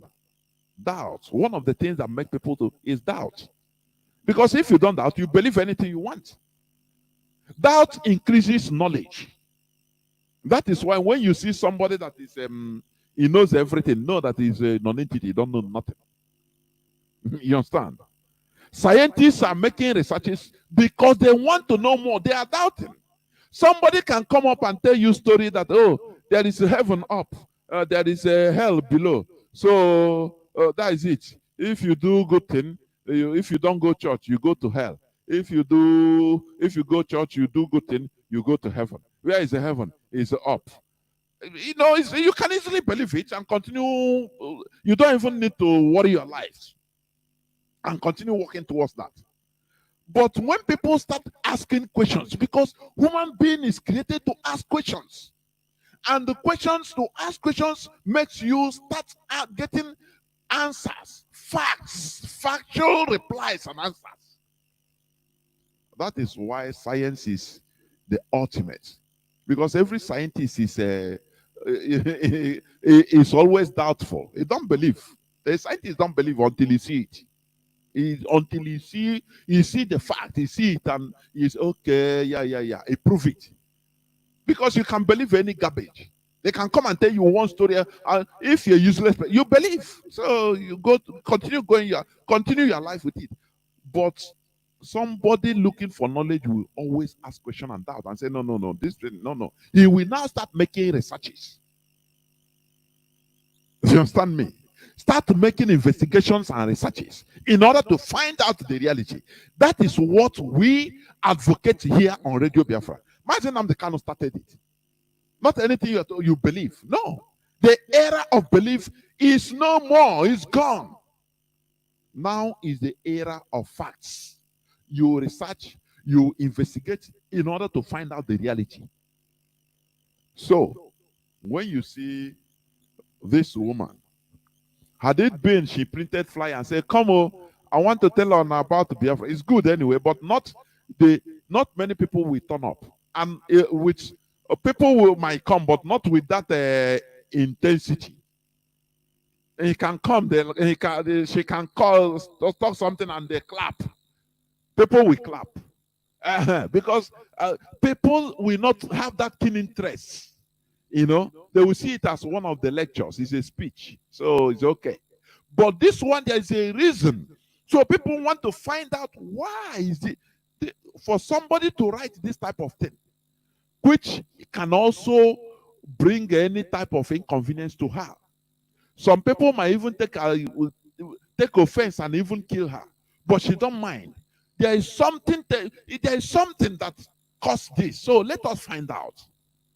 So when she is speaking, people now will start making researches. People now will be listening with keen interest, making researches about Biafra. Oh, which means Queen Elizabeth, you know, she supervised the slaughter of people called Biafrans, and they know it. As somebody will say there later, that had it been there is no social media, all we would have been seeing in the mainstream media, CNN, Fox News, all of them, BBC, oh, they will be eulogizing the Queen, how he saved the Africans from extinction, how he did this, how good she was. As Katrina Long praised her, eulogized her in the church in Lagos. That is what you would have been seeing. But people now, people are now seeing another side of the story because of social media. That is why, there's no way again you can control, you can monopolize news. If it's before, everybody will be, even in Nigeria, they will declare 1 week holiday. People will be crying, oh, as if their mother died. And before you know, they'll put her a cent. But because somebody is there to tell the story and tell it the way it will catch people's attention. That is why they called they called her to question her, why do you do this? And she's speaking. Continue listening. And do a country for us, and be a union for us, and then go through, contentious, bloody independence processes that never really yield any real independence. You're still part of a commonwealth afterwards. True. And you have the eternal meddling in your affairs and the eternal extraction of your resources and the eternal fomenting of divisiveness and infighting in order to be able to control you. This is what an oppressor does, a colonizer does. These are tactics and strategies of dominance. Right. We were subjected to that as a larger unit of Nigeria. And then when the Igbo people said, we want our own thing, let's go and do that. Well, it so happened to be that the territory that this new country of Biafra was going to be in included very, very rich oil reserves. And the British were not going to let go of that. Wow. And the people that they had put in power, their puppet Nigerian governments, weren't going to do that either, because they needed it for the Nigerian project. Right. And Britain needed it for its own interests and uses. So Great Britain got directly involved in this civil war and in the war for independence, and decided that they would do everything to make sure that Biafra did not go. Wow. And this everything meant directly funding genocide of the people of Biafra. This is what happened. This is the historical record. I'm not saying anything that's in doubt or in question, right? Yeah. Even when it was happening during this period of 1967 to 1970, the BBC themselves were producing documentaries decrying it, covering all the protests that were happening in Great Britain. This is recent. Yeah, this is very recent. That is BBC. It's confirming the facts that is there. BBC covering, because it's a British foreign megaphone. If you understand, they are covering. This is the BBC that will, BBC Igbo. And you see Igbo people working there, because the ones, they are being paid the salary. A black man can work for even Lucifer. killing his own people. As long as he's making money, he's giving him money. That is why Europeans use the Africans to kill Africans, to subdue Africans. Do you understand it? They use Europeans use the African native Africans, form the army. You see one European commander commanding thousands of Africans with a gun to go and invade and kill their own people. Do you see that? And you ask them, they say, "Now, wow, if we don't do it, they will not pay our salary. They will go and kill their brothers." Why do you think that Africans are looked as a garbage all over the world? Black people. Because these are the people that can do anything for money, even kill their own people for the interest of foreigners. So why will foreigners respect you? Why? Please continue listening. My sister, for example, is turning 60 this month. And my sister was alive at that time. She was like 5, 6. Right. My other brother was alive at the time, and my second brother was in my mother's belly. She was pregnant during this time, running from village to village to escape the bombs that they were throwing at villagers. So when we tell you that 3 million people, some people have said up to 5 million, 6 million, or some people quote low. So the sort of average agreed upon number that you really cannot contest is about 3 million. When you think of a Holocaust, Right. this is a Holocaust. Absolutely. Now, the Holocaust that we're most familiar with is the most famous one against the Jewish people, Yes. where 6 million of them were massacred. Absolutely. So at the most sort of conservative estimation, they did half of us, Right. half that number. Civilians, these are non-combatants, and more than 1 million children alone starved. Wow. The British paid for that. And Queen Elizabeth II was ruler. She was monarch at that time. This was the government that she was supervising. Now, I don't buy this notion that she was just a statue, if I was you going will, to ask you that question. or It was in my a mind. decorative plant, Right. or some kind of, I don't know, tchotchke sitting on the shelf. Right. This was a ruler. This was someone, the very crown that she had on her head, signifying the fact that she's a monarch, was made from plunder, Right. diamonds, blood diamonds. Absolutely. So the throne that she's sitting on is a throne of blood.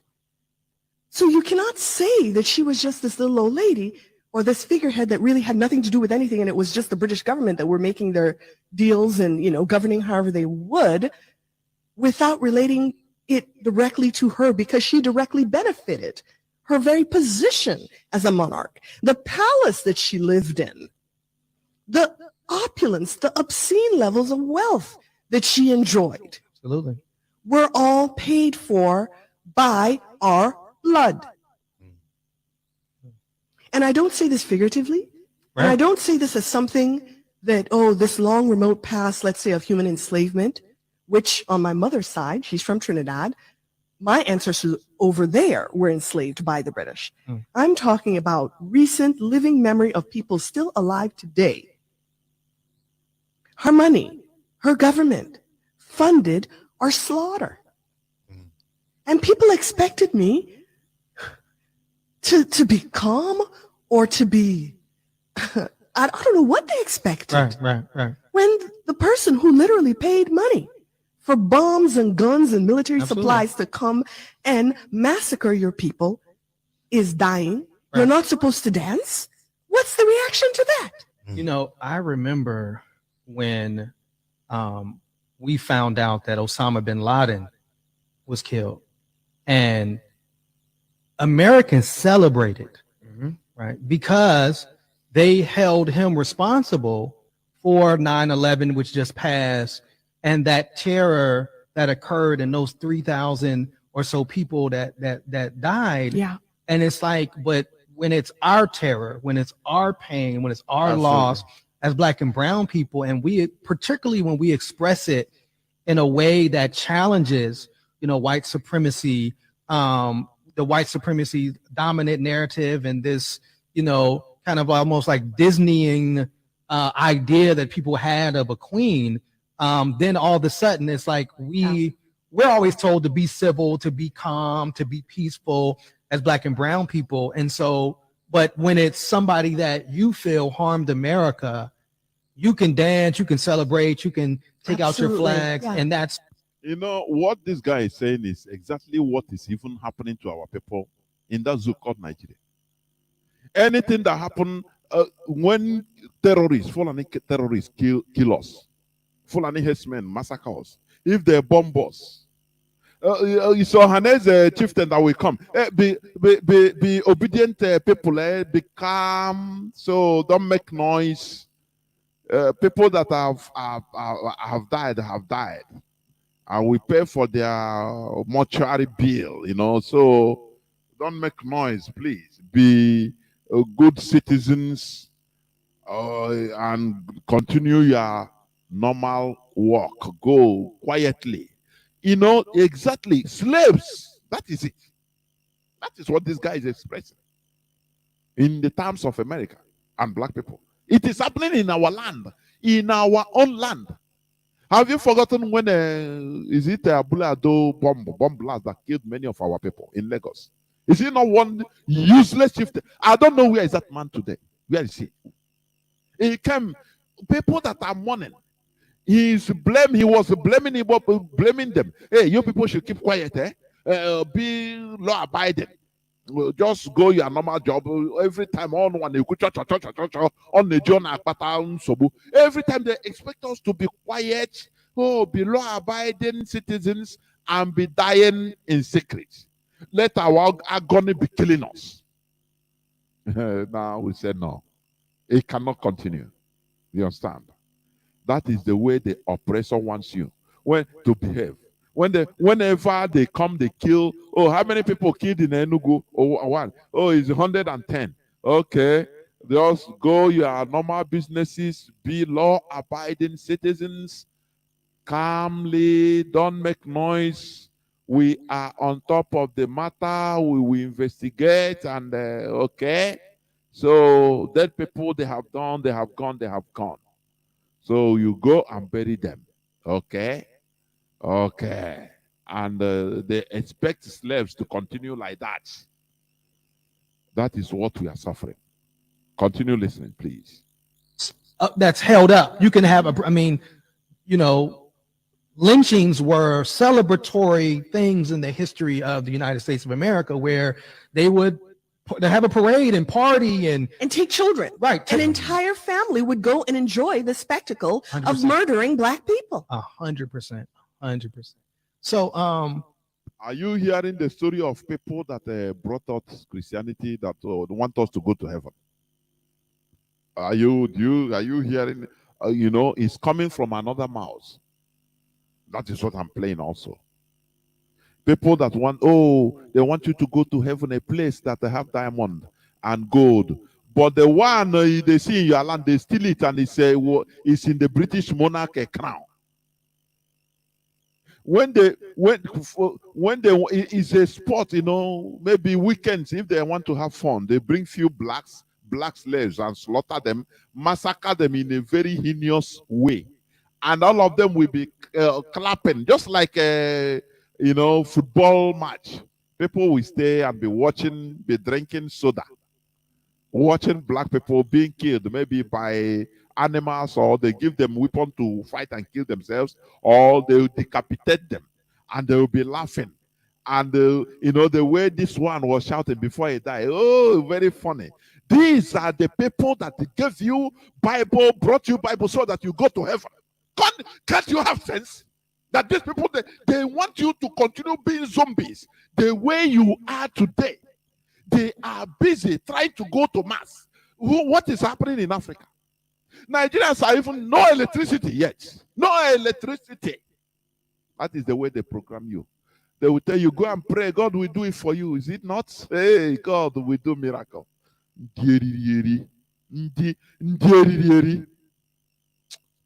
Let's continue. My last question is, a support petition has been produced. Yeah. 4,000 or 5,000 people have signed this petition. So when you see that support. Yeah. Just how do you feel in that moment? It felt so good, right?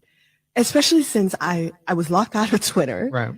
Battling this suspension, and having my account, temporarily suspended. And just seeing the outpouring of support from people who may or may not have agreed with how I expressed my pain, but certainly believed that I had a right to do it. Absolutely. In however I did it. And that was so important to me. And it was wonderful to see that, because not only that letter with, 4,000, 5,000 signatures, was like fellow academics, journalists, students. Exactly. People in this country, in the United States and around the world. And it wasn't just academics, it was professionals, it was community members, students, all sorts of people were there saying, we got your back. Absolutely. Now, once again, they were not endorsing what I did or the words that I used, but they were endorsing my right to speak my truth and to speak my pain and not be terrorized and abused and violently targeted for it when Jeff Bezos put that target on my back. Absolutely. And then, in addition to that letter, there was also a letter from my colleagues at my university, other faculty, staff, other employees, with more than 100 names on that letter as well. And then another letter from students. Wow. At Carnegie Mellon, who filled, last time I looked, like 8 pages of signatures, and not even on a list form, in like block text, one after the other, thick. Beautiful. And even on campus, they spray painted on sort of the main quad. There's this wall, this white wall, where they spray painted RIP colonialism on one side, and on the other side, let her speak. These were Carnegie Mellon students who did that. So when I saw all of that, the outpouring of support from the broader academic community and in general, people outside of my institution, along with my colleagues at my institution and the students that I serve at this institution, I cannot, and I'm, a words person. Words are my business. I'm a linguist. I cannot even find the words to tell you just how thankful and grateful and joyful I felt. Beautiful. In such days of pain, right? Because I'm a human being. I act tough, right? But you can only take so much abuse. True. So in all of that pain, to get this kind of support, I realize I have people. Absolutely. I have people. Absolutely. Wonderful. Wonderful. And that includes us at One Hood. Yes, well, you got us too. Beautiful, beautiful. That was deep. That was intense. But I mean, this speaks to the volume about like how these ripples effects are felt across the globe when you talk about the monarchy. Like, not everybody is going to react favorably to the crown, and this is a lesson to people. It should be a lesson to people globally, that the people of the global majority have been the ones that have been forced into subjugation, been the one forced into oppression, been the ones who have felt the tyranny of the crown firsthand, right? And told like to just like suck it up and just deal with it, right? Because be of happy because you we got something. the East India Trading Company, right? Because we have a gold standard, because we have English as this lingua franca spoken around the world. Because we have all these things that fall under the umbrella of the crown that quote unquote benefit the world. We're supposed to be quiet and just accept it because they civilize the savage, right? And these are things that we're supposed to be placated with. And I have to also say that my quarrel is not with the British people. Right. The British people are subject to her rule as well. Yeah, 100%. There is no quarrel with the British people. They are subjects. They don't elect her.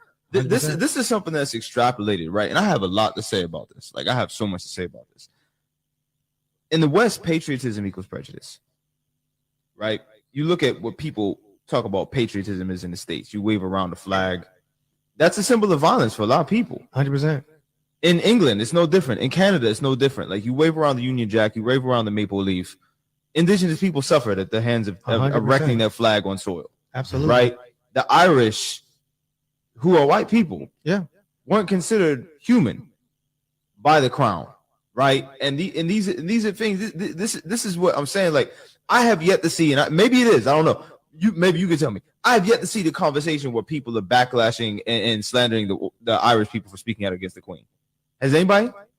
Has it come up online at all? I mean, I think I haven't seen it. I mean, I saw, like, but I'm not on Irish Twitter. I'm on Black Twitter, so I saw, and that's another thing. The response of Black Twitter, and I, just speaking to what you said, I learned a lot. I didn't know, like, the word loot is an Indian word. Pajama. Yeah, Urban veranda. Yeah, but that, like, it was like attributed to the fact that they took so many diamonds from India. They looted. Right. And so I think of course I laughed, when you had mentioned what you said about Prince Harry. It reminded me of the tweet that somebody had said about the Queen, like, never having to pay rent. Yeah. And like, basically was just like, you're just living off vibes, right? You know what I'm saying? Yeah. And then they dragged me for calling him jobless. Right. They said, this was the tweet. Can't stop thinking about how that lady lived nearly 100 years, never had a job.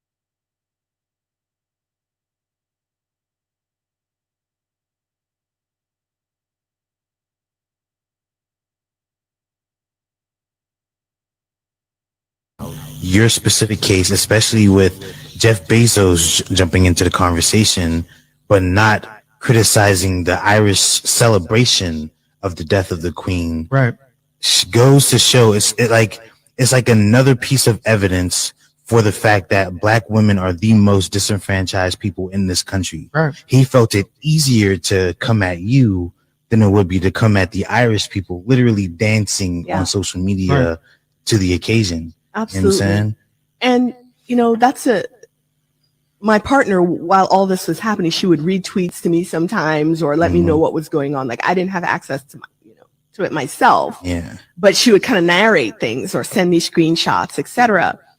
And another way in which I knew I had people were Nigerians and African Americans and other Africans and, all types of people were waging Twitter wars as well. Absolutely. Behind this case. Yes.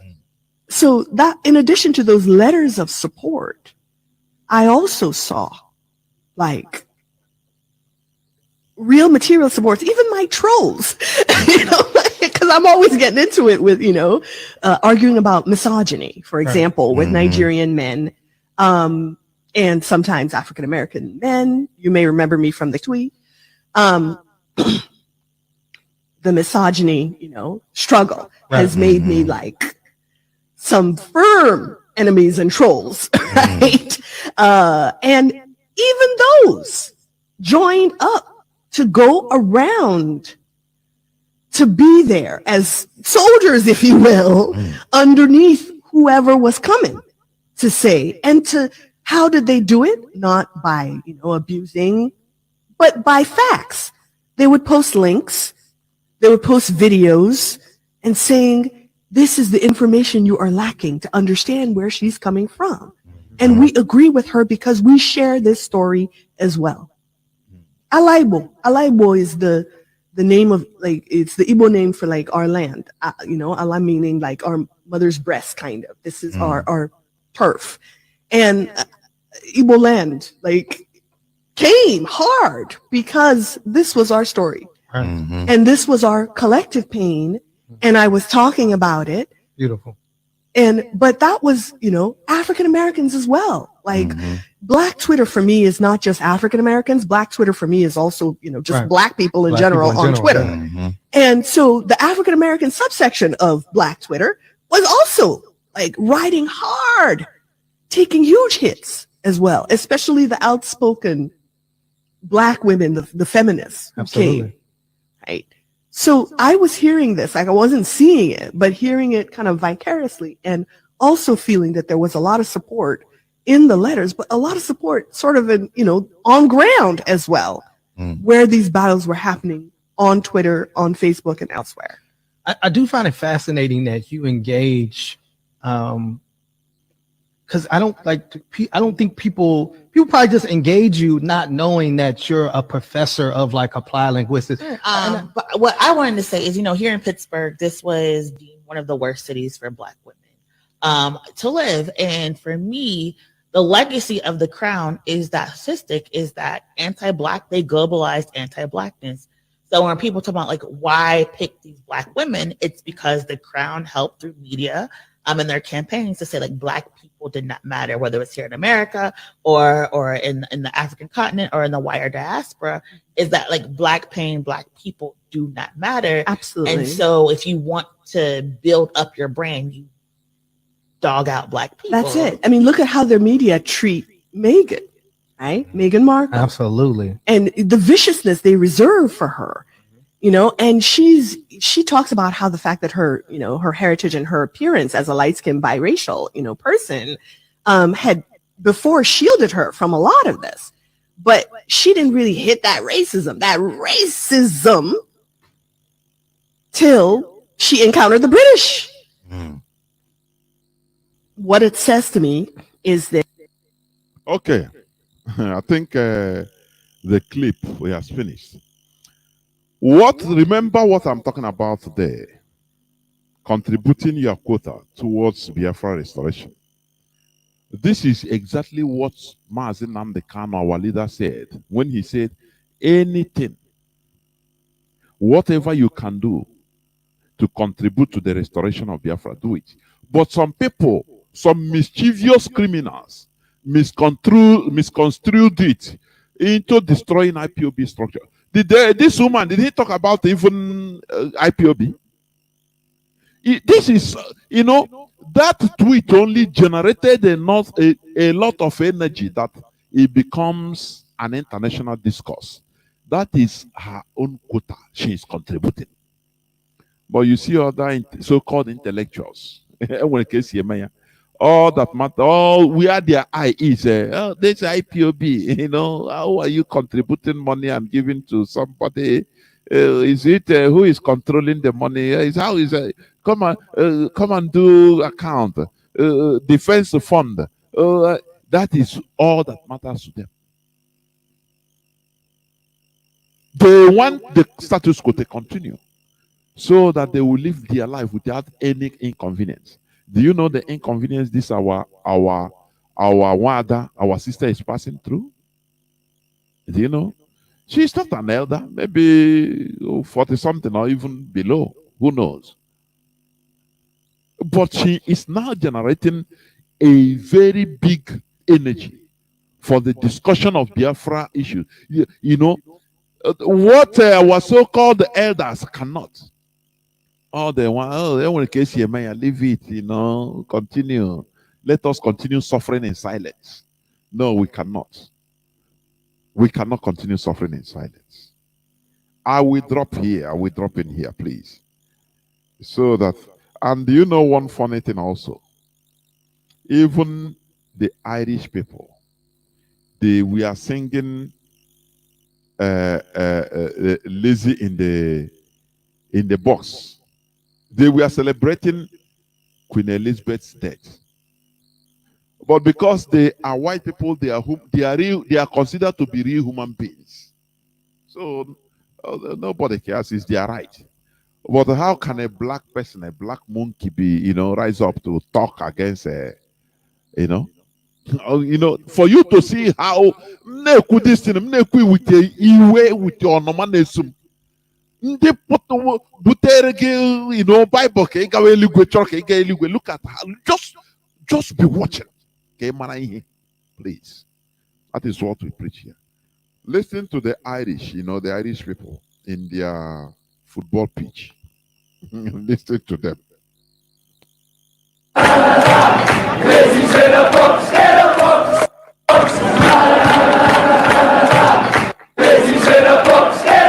Lizzie in a box.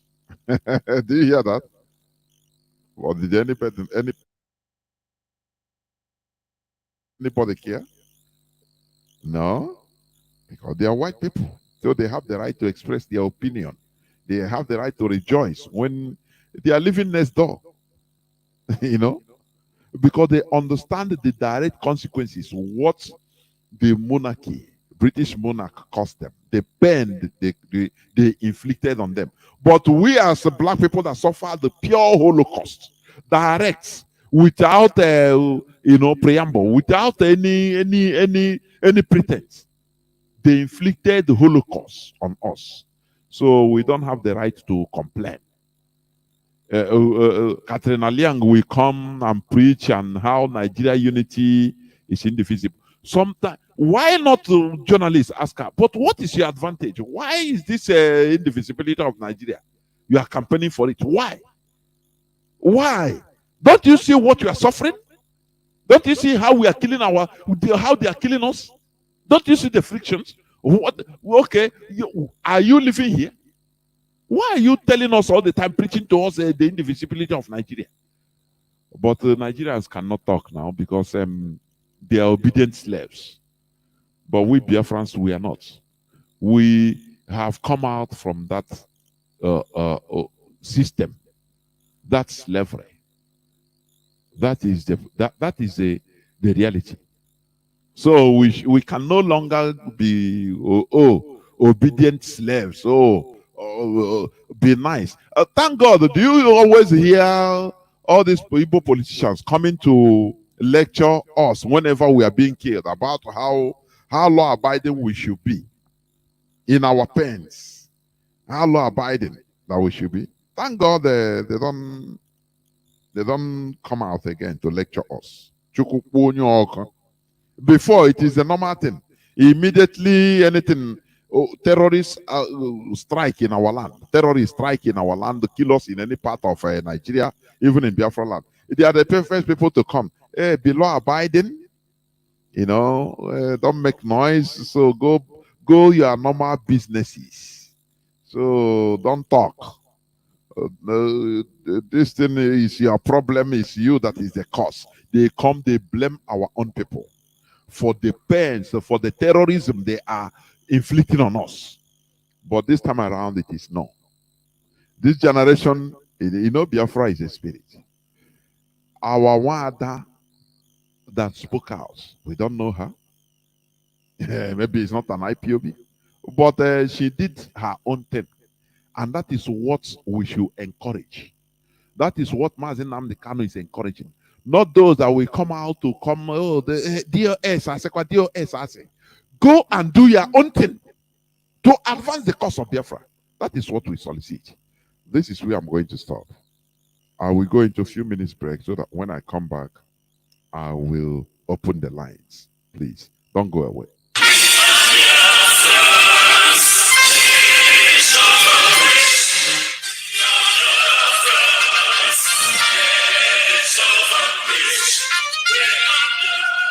Biafra worldwide phone call campaign alert continues. BBC, a propaganda machine and racist media set up by the Great Britain to oppress the oppressed people of Biafra. BBC, your media war propaganda of 1967 that led to the genocide of over 3.5 million Biafrans, men, women, and children, did not stop us. Do you know why? Because we are the sons and daughters of the great lion from the tribe of Biafra. Our minds are made up. Your shenanigans, antics, and fake gutter media will not stop us either. We must and shall restore Biafra. Biafra worldwide phone call campaign alert continue. Now pay close attention. Be polite when you call BBC and use the following prompt when you call. Hello, my name is. You tell them your name. I am calling to ask about BBC policy of propaganda against the victims of genocide. Since you are obsessed with telling lies about Biafrans, here are 5 more questions to consider. Now, this is the question to ask BBC. We are witnesses to BBC racist coverage of terrorism, implying that black Africans' lives don't matter. Yet the same BBC rallies the whole world at the slightest terrorist incident in the United Kingdom. Here is the second question. But when it comes to Nigeria, BBC not only hides terrorist killings, but they slander the victims and survivors of terrorism and genocide. The third one. When will the grand patrons of lies and hypocrisy, the BBC Fake News Network, make a documentary about the daily slaughtering of Nigerians by Fulani terrorists and the government of Nigeria, whom you protect so that London may plunder Biafran's resources? Welcome back. This is Radio Biafra Hausa-Service coming to you through Radio Biafra London.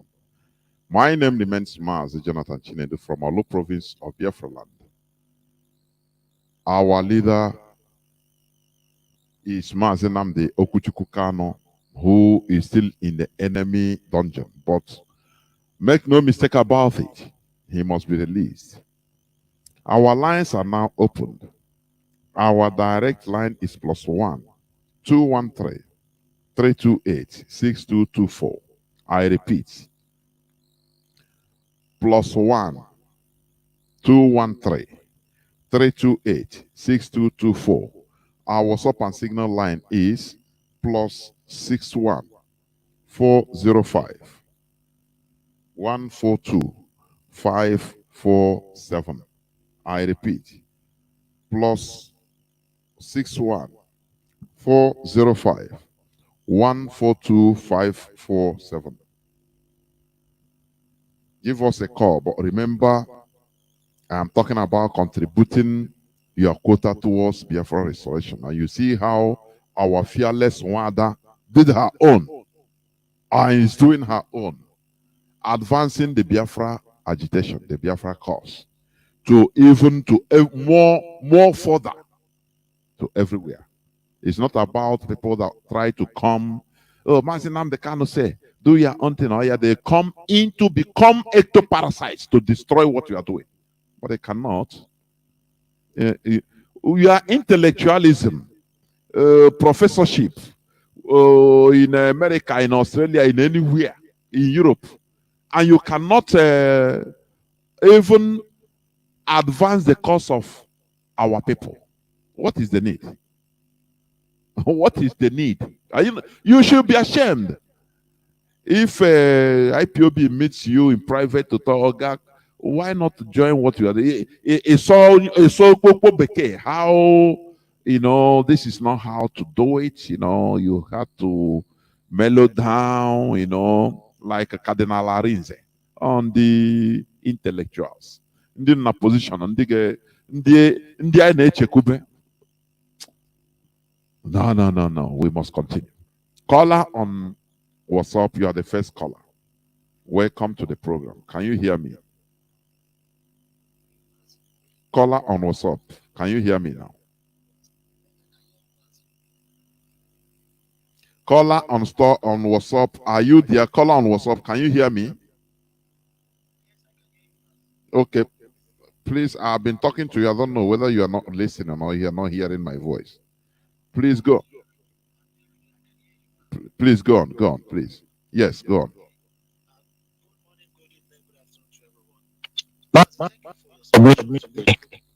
It is not. Our people are, should I say, afraid? Yes, some of them are. But look at what a woman did. What Ujaya did. Mazi, please. Sorry, I'm very sorry. I crave your indulgence. There's somebody I didn't know I picked her up on direct line. Call on direct line, please. Go on. I didn't know. Go on, please. Call on direct line.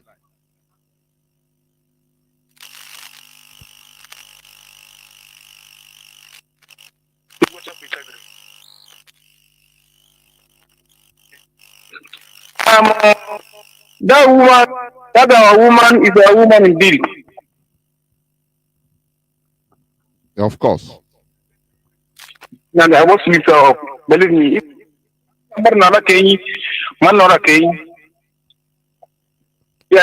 see, can already have been my by now. Because I'm already the Muslim and can I claim head of the and the ESA, Madina Kodahami, when you go on. Dodging the Funaku, now has school cardiana. And when my lot of young will you put that, open a corner to the cynic and then you come. Click like alone. Nicola China will be a level 9. Number 1. There were. Thank you, Mazi Danton. There were. You're working for us. Go ahead. There were. Thank you. Mazi on WhatsApp, please. Sorry for the interruption. Go on, please. It's okay, Mazi. Go on. Okay, yes, as I was saying, what Anya said reminded me of what our women did in Aba, the Aba protests. As a student of history, I could now understand why our women led the protests. It was when I read her submission on Twitter, I was like, wow, she is brave. This is a brave woman. Look at what's his name? Jesus wrote against her. Even this man that's a presenter in the USA was asking her to come for her interview and she declined. I mean, what this woman did should be what our men should be doing. But all I can see are men that are afraid, lazy, and all they are thinking of is today. They are not thinking of tomorrow. Look at what they have said about Ladipo market and the Indo market. All the people there are Ndibo. Automatically, they are telling them to leave Lagos. Our people do not understand that this is the right time for us to face eastward. Everybody must, wherever they are, they have to start thinking of Anibo now. The time is now. The time is now. Mazi Jonathan, I want to use this opportunity to tell you, thank you for all these educative things you're doing. Thank you so much. Many of our people do not understand that the power of social media right now is to the advantage of IPOB and Biafra. Biafra is here. It has come already. Thank you, Mazi. Thank you. There were Mazi. And then, Mazi, lest I forget. Last Saturday was my thing. You told me to send something to you, and please do check your inbox. I've sent it. Okay. Probably you might want to use it for tomorrow's program. Okay, I'll do that, please. I never Okay, really checked. okay, Mazi. Okay. Yeah. Have a beautiful evening, Mazi. Thank you very much. Thank Bye. you. You're welcome. Yeah. There are many things in this phone. Honestly, if you open it, but I will check it. Caller on Signal. There, welcome to the program. Please go on before I bring on one of us, Mazi Izayoba, who is in Dublin also, to give us account of how the Irish people also rejoiced on the death of the vampire. Caller on Signal, please go on. Caller on Signal, can you hear me? Go on.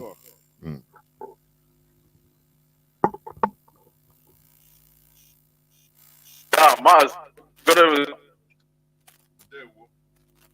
My name is Mazi Ifanyi. Mazi Ifanyi is calling from his location. Mazi, thank you for picking my call this night.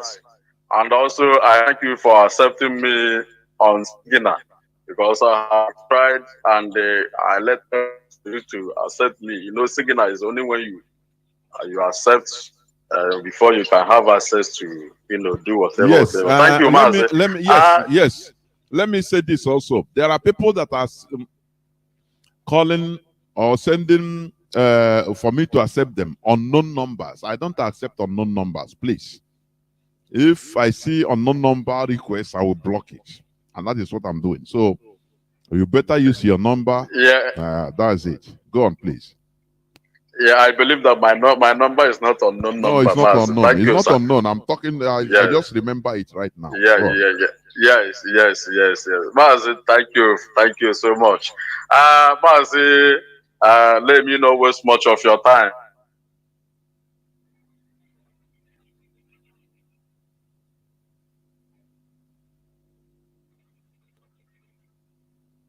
Mazi, are you still there? Reconnecting. Why? The network failed. I think it's from the zoo. Let's go to Mazi Izayoba. Mazi, are you there? Please, welcome to the program. The platform is yours. Can you hear me? Mazi Oba, are you there?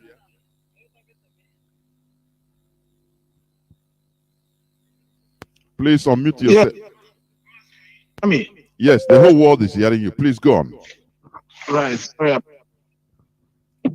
Yeah, thank you very much. Thank you very much. A call came in there and hung up the yes, network. I saw it. Thank you very much. Good evening, Mazi.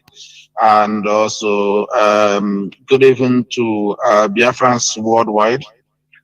And also I want to, on a special way, recognize our leader, Nnamdi Kanu, and his lovely wife that have so much paid a huge price to bring us where we are today.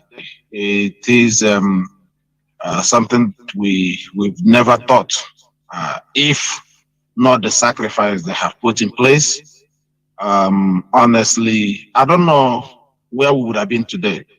Mazi, regarding what you have read out and all the analysis, before I say go into that, please let me introduce myself. My name is Mazi Izayoba. I come from Mbise in Owoda province, so I reside here in Ireland. So by the special grace of God, I serve Biafrans in the capacity of Deputy European Rep and also a member of the Rhetorics. Mazi, what you have put out this evening is something that it's too hard to absorb them. People like me, because remember when the history of this Biafra emerged, when Onyendu started talking about it, the record that was put out in place was only about 1 million, and they're saying 2 million. Buhari, when he was alive, he said 2 million. And BBC are dangling between 2 million, 1 million, and 3 million.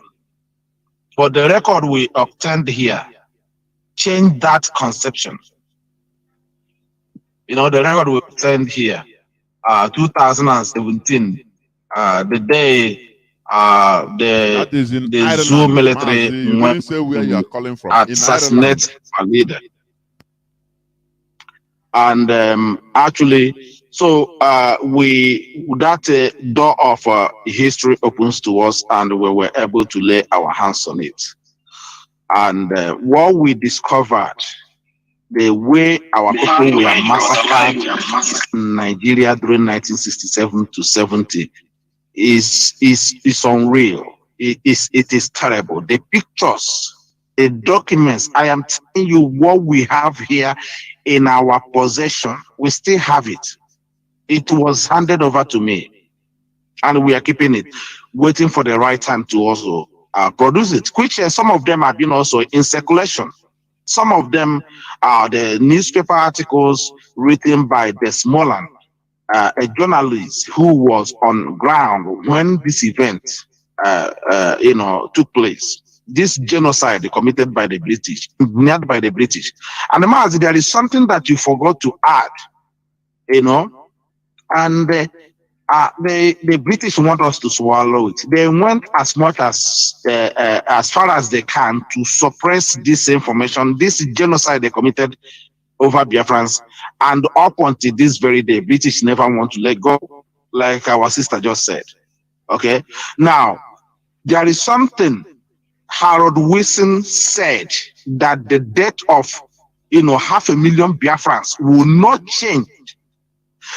This is a sitting prime minister under the leadership of Queen Elizabeth made this inflammatory speech. Evil speech. That the death Genius speech, I should say. Genius. Evil speech. We are not talking. We are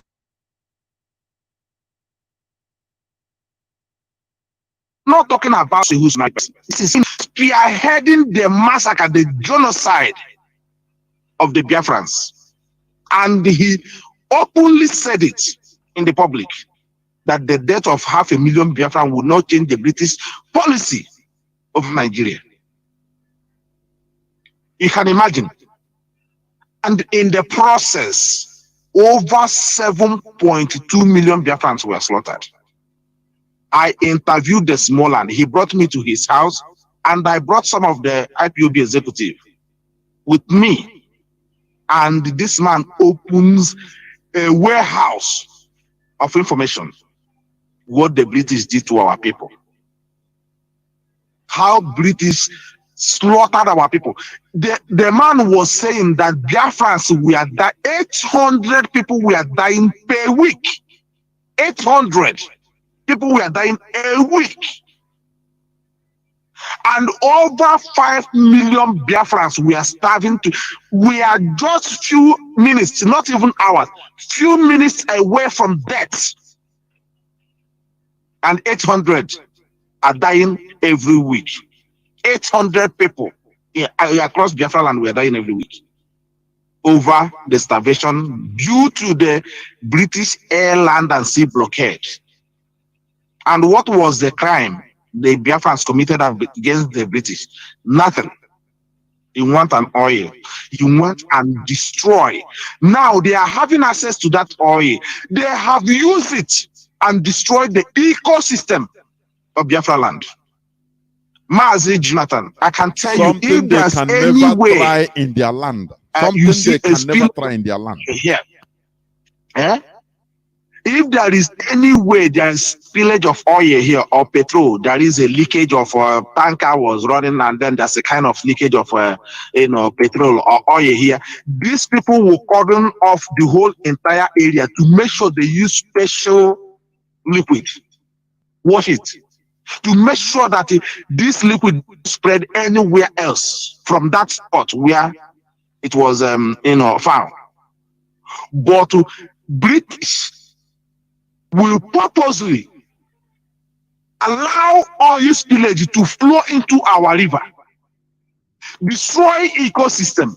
The damage British have done in our land across the coastal region and mainland of Biafra land, the damage they have used oil spillage and caused will take at least less than 100 years to be created.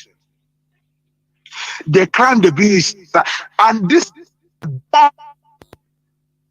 are demand of Queen Elizabeth. And this tweet our sister made from nowhere without being an IPA. For sure, she's not an IPA member. We never had anything about this lady. It's our sister. She came out from blue. And pour it out the way we have been angered, the way we have been, she just spoke our minds. We have been crying for how many years now? We have been calling for peaceful exit of the zoo, and the British refused. Protest after protest in this country. Protest after protest. The BBC, like you said, our Igbo people who went through this genocide are the one working in BBC. According to this journalist met here, he said, and you and I, Mazi Jonathan, can bear a witness. The man said, there is no family in Biafra land that did not bury 1 or 2 people in their family. There's none. There's none. 7.2 million. 9 million internal refugee. This kind of refugee was not even recorded during the Second World War, First World War, and Second World War of Europe. They did not have up to 9 million refugees. Mazi, let me interject just 1 second. We are the only people that after the war, they were children. There were people displaced that were carried, that went to places like Tanzania, taken to Gabon, taken to Ivory Coast. Which this man, this Spain that I went, this Kanu that I went just last weekend. I just returned just here 2 days ago. The record was there. This man managed to obtain the record, the names of Igbo people that was from at the heat of the war and dumped in the island of Sao Tome, and they have not returned till today. Our so-called elders are not even talking about. Oh my God! This very day, this very moment I'm talking to you. This is the damage, the destruction, the wickedness of the spearheaded by the Queen Elizabeth. And the people, I saw even one of our sisters saying that it should be Biafrans, people be rejoicing over somebody who died. And I'm asking, I tagged the woman with the comment of Harold Wilson. When Harold Wilson saying over 500,000 Biafrans will not change the British policy on Nigeria interest. What was that mean? Over 500,000. This is sitting prime minister saying this, and we are, and I'm asking British to this very moment, what is the crime? What is our offense? Where did we have this unfinishing business with you? Where did we owe you money or anything that you have to kill 7.2 million people and 9 million internal refugees, 9 million, and 5 million left to die by starvation? Land and sea. Up until today, Biafrans have been massacred. Up until this very moment, the army of occupation of Nigeria is sitting in our land, arresting, killing, raping, kidnapping our sisters, kidnapping our mothers like Idera Good. And British High Commissioner Katrina Lang is marauding everywhere across the east, across Biafra land. British are looking at it, encouraging a High Commissioner summoning meeting in our land. A High Commissioner Like she owns the land, and our people are just coming out whenever she comes around. Katrina Lang went to Ijo, went to coastal region of Biafra land a couple of months ago. That is where that pig is actually, coming out, and that's how they managed to bribe this, give this guy to pull money. It was Katrina Lang that initiated it. It was Katrina Lang, a British Art Commission, and Africans are looking at this. Nigerians are looking at this. Who is Katrina Lang to summon a parastatus meeting? Who is she? And tell me why anybody, like you are saying, why would anybody respect black people, Africans, here in the Western world? With the way we reason, with the way we present things, with the way we see things. Nothing touches us. Only one person died in France. One person, a terrorist killed in France. The whole world leaders flooded into France to protest. But 9 million internal refugees, 7 million massacred in a cold blood for no reason. Nobody's talking about it. Holy cause. I mean, talking about Rwanda. But Biafrans, I'm asking, what is our offense? And you see our elders keeping quiet, watching young youth being shot in a close range, watching children, looking at army, military man, shooting people down in front of children, psychologically destroying us as a race. This is the anger this woman was talking.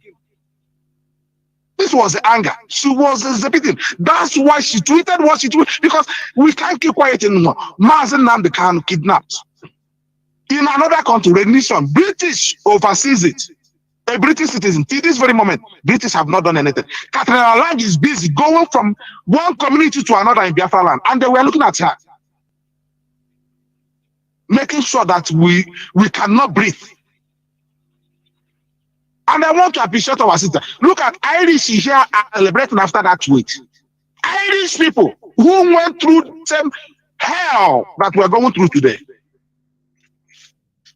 The tweet our sister made is the Irish they were doing campaign here because they know what they went through at the hand of this terrorist woman they call Queen Elizabeth. Blood sucker. I am asking, where in British land that they got all this gold that they are showing everywhere in Britain? They have it in their stockroom.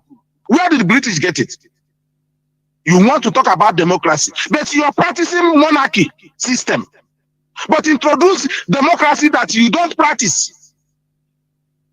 This is what we are talking about. This is why we have to return. This is why we are doing this. This is why we are leaving everything we are doing to make sure that we let the world know what is happening to us as a people. And our sisters have done well. And this is what we are calling even our sister, the other one called Chimamanda, that use Biafra and the half of the yellow sun to become famous today. But she doesn't talk about the real killings of Biafrans at Mazi Nnamdi Kanu. She never talk about it. She's busy talking about feminine and how Nigeria will be better. This our sister, Uju, is who we call, these are the people we call Biafran women. And when you see them, these are people that are called Biafran women. Their mothers are the ones involved in Biafra protest, the women protest 1920. And when you see them, without any mixed blood, you will see how they speak. You will see how they speak with authority. Even at the interview, she stood firm and you say what happened. Nothing will happen. And now the world is talking about Biafra today. Biafra has become a center stage now of discussion everywhere. With the Mazi Nnamdi Kanu case. Of course, we went to Catalonia. One of the biggest crowd I've ever come across. In fact, if not, is the biggest crowd I have ever come across. Biafrans, we are allowed to address them. It never happened before. Speaking right before over 2 million people. and tell me why anybody will be ashamed of talking about Biafra. And this is what we're saying. Biafra should learn, like I said on the video, Biafra should learn from what Catalonians are doing. How they have taken their country, they have their own police, they have their own paramilitary, they have their own government system, they have everything. It's only one thing left for them to conclude. And they are nearly there. When we are doing something, and of course, I will take this opportunity to appreciate Biafrans for sitting at home on Tuesday according to our instruction. This is what we are talking about. We are not talking about taking a president that will last only 4 years or at most 8 years, and so we are putting before our people. Jonathan did everything for Goodluck. Jonathan did everything for 5 years. 5 years. It took only 1 year. The terrorists entered there. They reversed everything and destroyed it. Destroy it beyond even recognition. Worse than they were before Goodluck Jonathan set things up. These people, if they allow our brother to go in there, they will just want to use it to see if they will quell the movement. And once they come back again, I am telling you, they will do what we are seeing now is nothing to compare what they will do after that. And they will tell you, you have taken your own shot. You cannot talk again. We are telling our people to wake up this time. It's very, very important. Anybody thinking that we are going to back down, if they like, let them hold Mazi Nnamdi Kanu. We are aggravating us more the more you hold Mazi Nnamdi Kanu. We are not going to give an inch. We are not going to back down. And I have said this. We will fight to the last man standing. This is our generation. God is my witness tonight. We will take this Biafra to any level. And the British are getting the heart of it now. Are they not hearing the sound of it? We are not going to back down. We have come to restore Biafra. If it's only one person left, after we have done this, let them multiply. Thank you very much, Mazi Jonathan, for giving me this time. I keep on the good job. My name remains Mazi Azayo. Thank you very much. That is it. You know, when you hear what our leader said, if you have any quota, whatever you can do to contribute to this effort, do in your own way. And our Wada Anya is doing her own.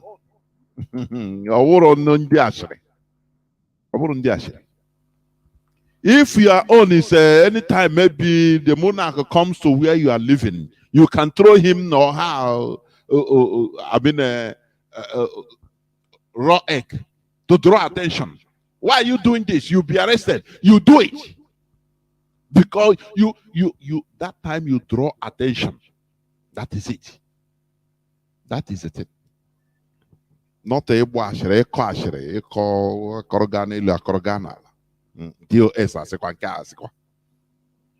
intellectual. Caller on Signal, please continue. We are online before, but after the network was bad. Go on. Yes, Mazi Jonathan, can you hear me well? The whole world is hearing you. Please go on. All right, Mazi, I was interrupted by Zoo Network. I'm back again. Mazi, let me know what's much of your time. I thank our brother Isaiah Yoruba for this wonderful, information and encouragement and how everything was run in the Catalonia. We are watching them live. I thank them. Mazi, you see what we are saying. Also, I commend our sister Mazi, Madam Uju. I call her Madam Ujunwa. We have millions of them out there who can also participate in this restoration of Biafra. But let me chip my own view. Our leader said that whatever you can do to restore the kingdom of God on earth called Biafra, you should do it. And the others that refuse to do something, millions of them that can do something so that the world will know, the world will see the lights of the Biafra and where we are heading to. and they are hiding under their husband rapper. Somebody like Chimamanda and the Nkus. There are many. If you do not do anything, now, when we are struggling to restore the kingdom of God, Biafra on earth, you do not do anything now. And when Biafra come, you should not bother to do anything. We are recording. I commend that our sister for the boldness and the encouragement to say it and let the world know that we are massacred.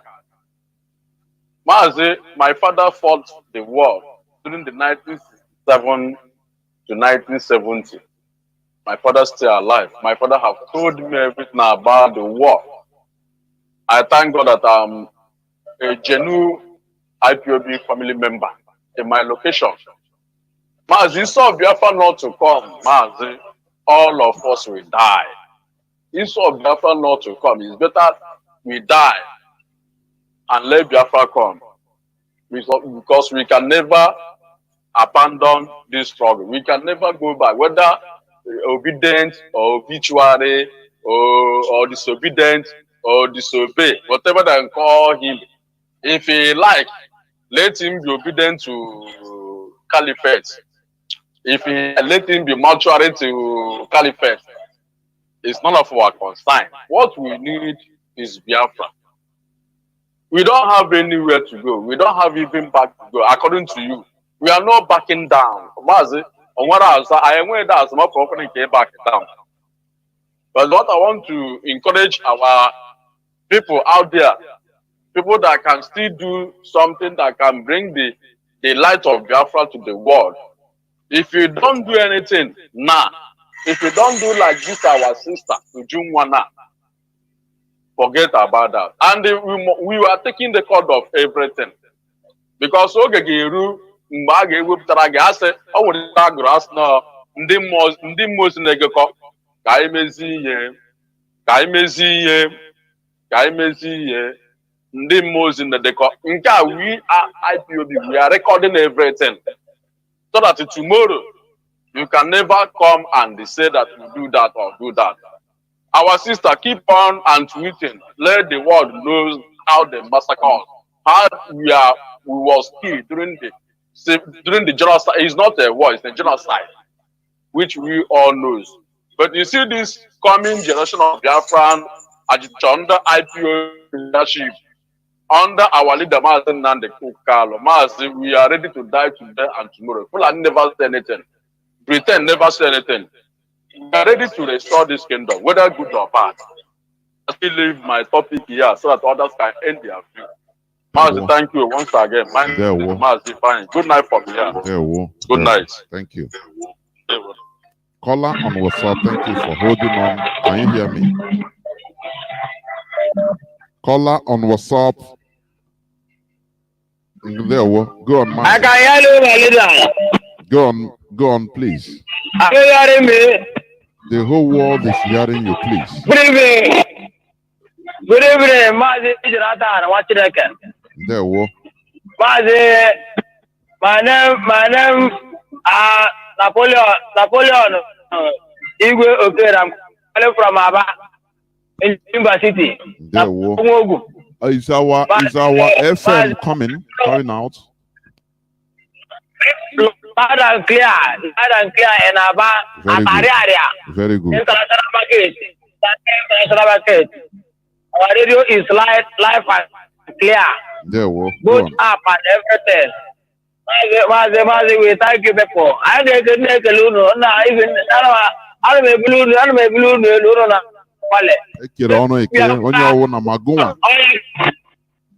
Radio Biafra London, Radio Biafra London, Radio knows about on this platform now, didn't the Carlo Meperani. Oh, yeah, already already. You know, but I already I get man. Oh, I get man, no, no sense. I don't oh, no, I don't make a load each other over the Carlo. And oh, my dear, oh, man, the Biafra land. Hey, he's not going back again. All about that. Because I have seen him, I work with him, and I'm that. Mazi Sinike, Ekoreke. I want to sit at home. See how they sit at home. Radio Biafra London. They don't London. Who are sit at home? Every Biafra land and shot to that. Yes, I am international massive shot to that. I never forget. I got so down. Yeah, never would the shake. One Lord Aspara. One the shake. One on our wallet. They push a cannot run and not a wool and a book. Not a potato. One for Elizabeth. Ever of an away and you see. May I?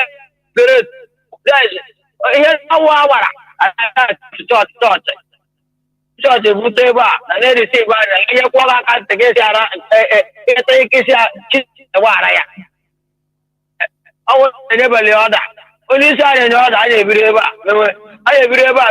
but to do the one. But I did the diplomatic.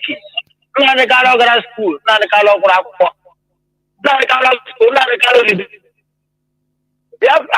Our project yourself. Memory, our plus, Biafra, I want to hold Biafra. We will there for Biafra land. The season we get the matter now. That's the day Biafra. But that's not the colony. Indeed, where we are. We are to why we get standard. Whoa, Bamba, don't like that. Because of what I will be a price. I know. Oh, my God, the color.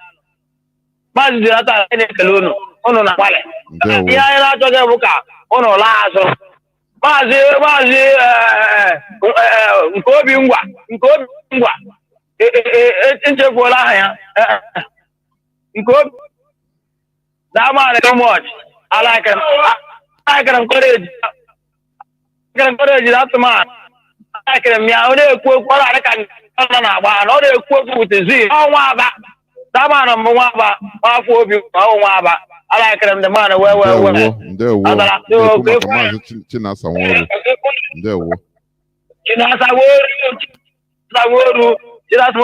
him. I believe in somebody who did it.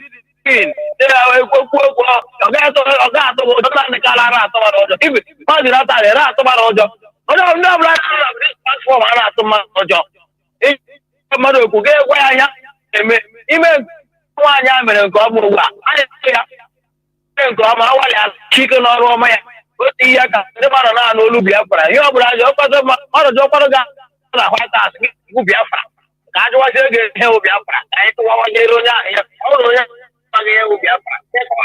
Biafra. Well, thank you very much, Mazi. Thank you. The secret.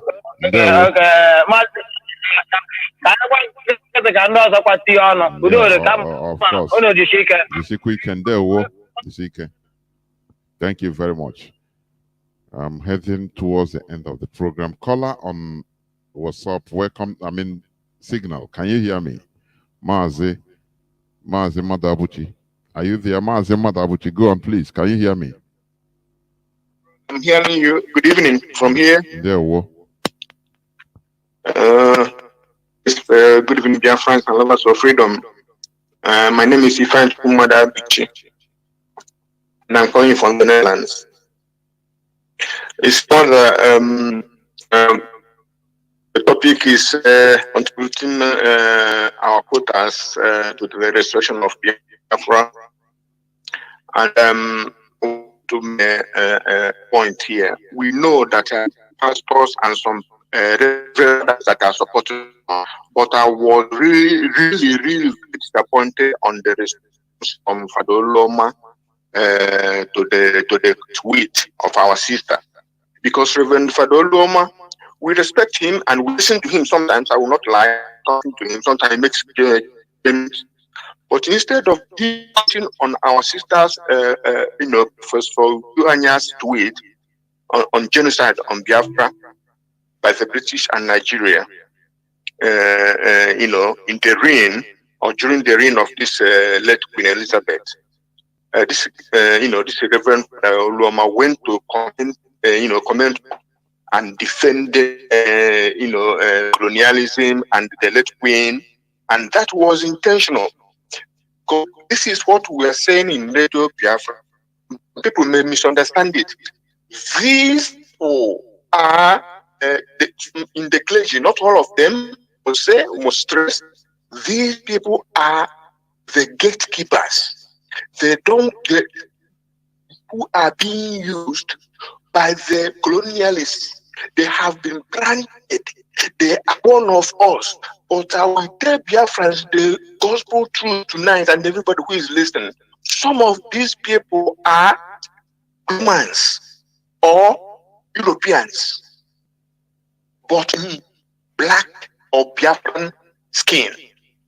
They have been tutored, they have been educated for over 15 years, 14 years, defend that European or Greco-Roman value system. And therefore, they can defend this man. That Reverend Father Loma gave a defense to colonialism that even Europeans muster. And he intentionally left the subject of the which is genocide and the placement and expression of Biafra and Biafrans. He did it for some other reasons. He didn't want to trade on some establishment tools, because he never said he spoke and he had been educated for a particular interest. And secondly, he didn't dare to comment on the genocide on Biafra, because it's very, very treacherous ground. In case he, offend his congregants and or his followers, because he has a big followership in the social media, and so he chose where he can kill English, but he didn't know he's killing our people, making argument for colonialism. And I say, and I repeat, go and ask Japan and Japanese who were never colonized. Because one of the arguments he was making is that colonialism, but they brought the education to us, they brought us here, and ask Japan if they were colonized. Okay, they were colonized.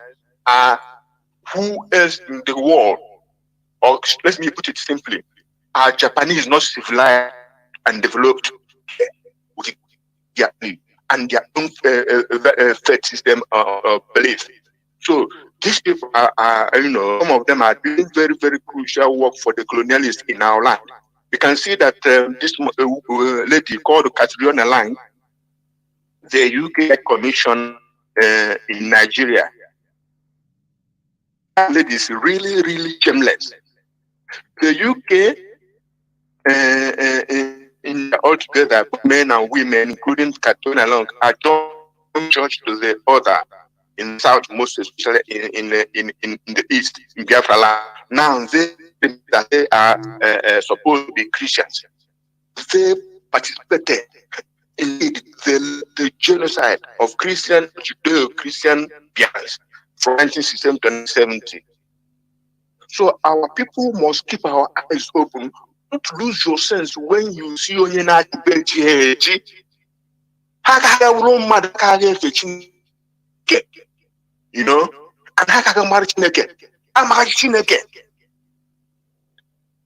generation of now are not worshiping God. They are after the Mammon, the wealth, the God of money. That's what they are worshiping. Or they would not have killed Biafran upward to 5 million to 7.2 million.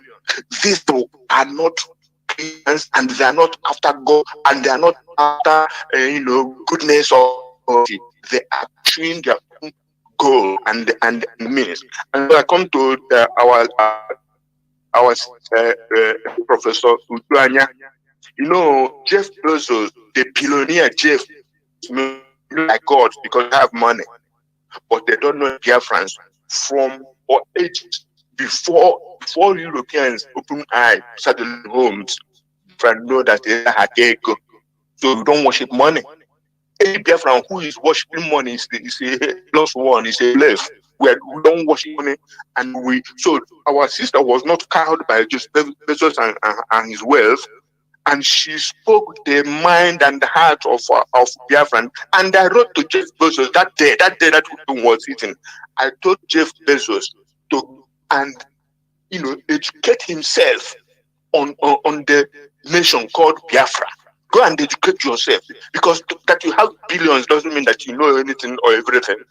And that is what we must do also to this PS, because we posted the articles and the videos and links and from YouTube, posting raging fire. Say because Americans and Europeans, they don't know history beyond America and Europe. They don't know what's going on. So we were educating the world while we were reacting to the attack on Ujua and saying, no, leave her alone. No. She spoke for us. Whether you like it or not, it's your business. Because he who wears the shoe knows where it's hurting him. And we have been hurting. Biafrans on exile and wasting away all over the world. I think it's by choice. So we have to, teach this after teaching this Jeff Bezos to oligarch lesson, we must teach this Piers Morgan and his likes of mainstream and the neo-colonialist media. We must, through their handles in Twitter, in Facebook, teach the world, because they have followership. We must, their handles, teach those who don't know our plight and our problem in Nigeria, and why we must restore the independent and sovereign Republic of Biafra. Thank you, my brother. God bless you, and God bless Biafra. Good night. There, and you too. Thank you very much. I will pick the last caller. Is there waiting caller on WhatsApp? Welcome to the program. You are the last caller. Please go on. Yeah, Professor Jonathan, thank you for taking my call. My fellow scavenger. There, welcome to the program.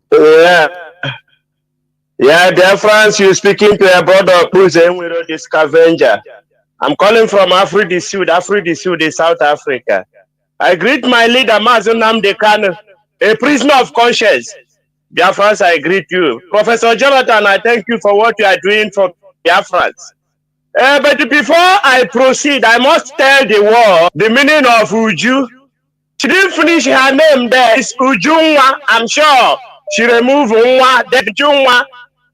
And in Biafra land, we don't just give our children Flagasta, any type of name. We give our children their name according to the way they come. Ujunwa, she's not a daughter.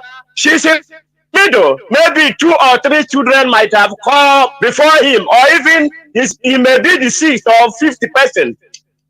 So that is the reason, or the meaning of her name, Ujunwa. Ujunwa, we thank you for making us proud. We thank you for standing on the side of truth.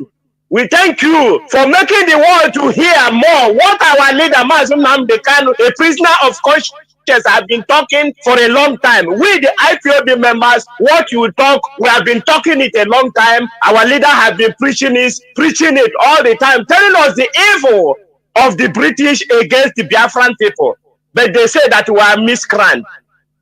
The British are oil-obsessed nation. They can do anything because of oil. Just because of oil in Biafra land. That is why they are killing us, they are maiming us.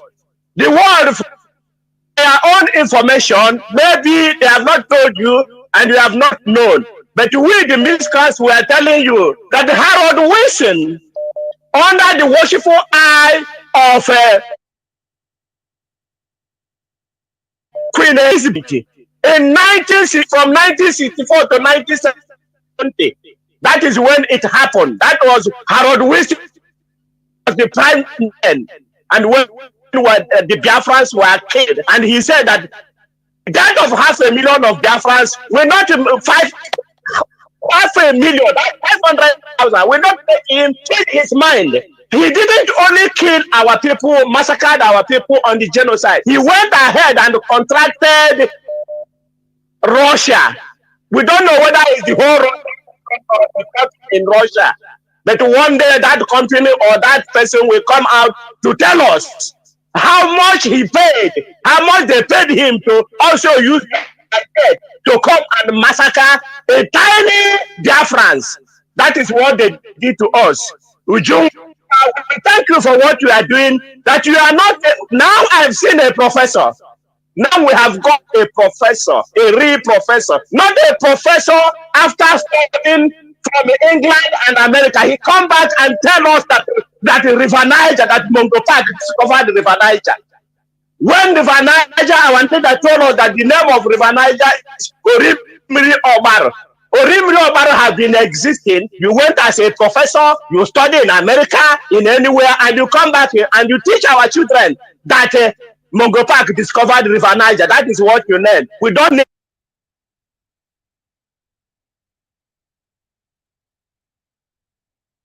that professor Jew talk and he knows his child.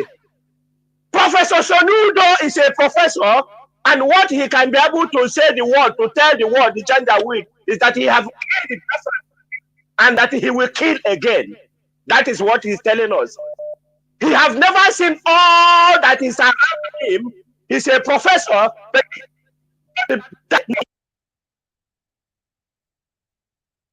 he's not in terms of Nigeria. He's a Biafrans. He wanted to attach himself to the wrong place, and now they are he is the new contractor because they are moving him so that he can come and kill the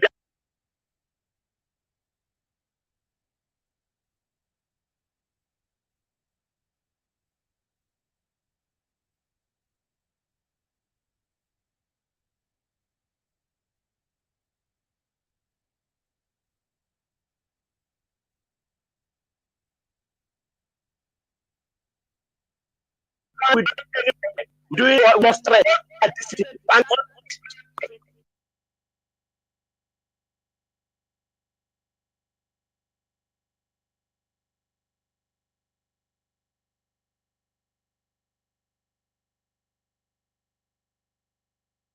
is going to fund a place freedom. We continue on this platform creating awareness, educating ourselves, learning from each other, because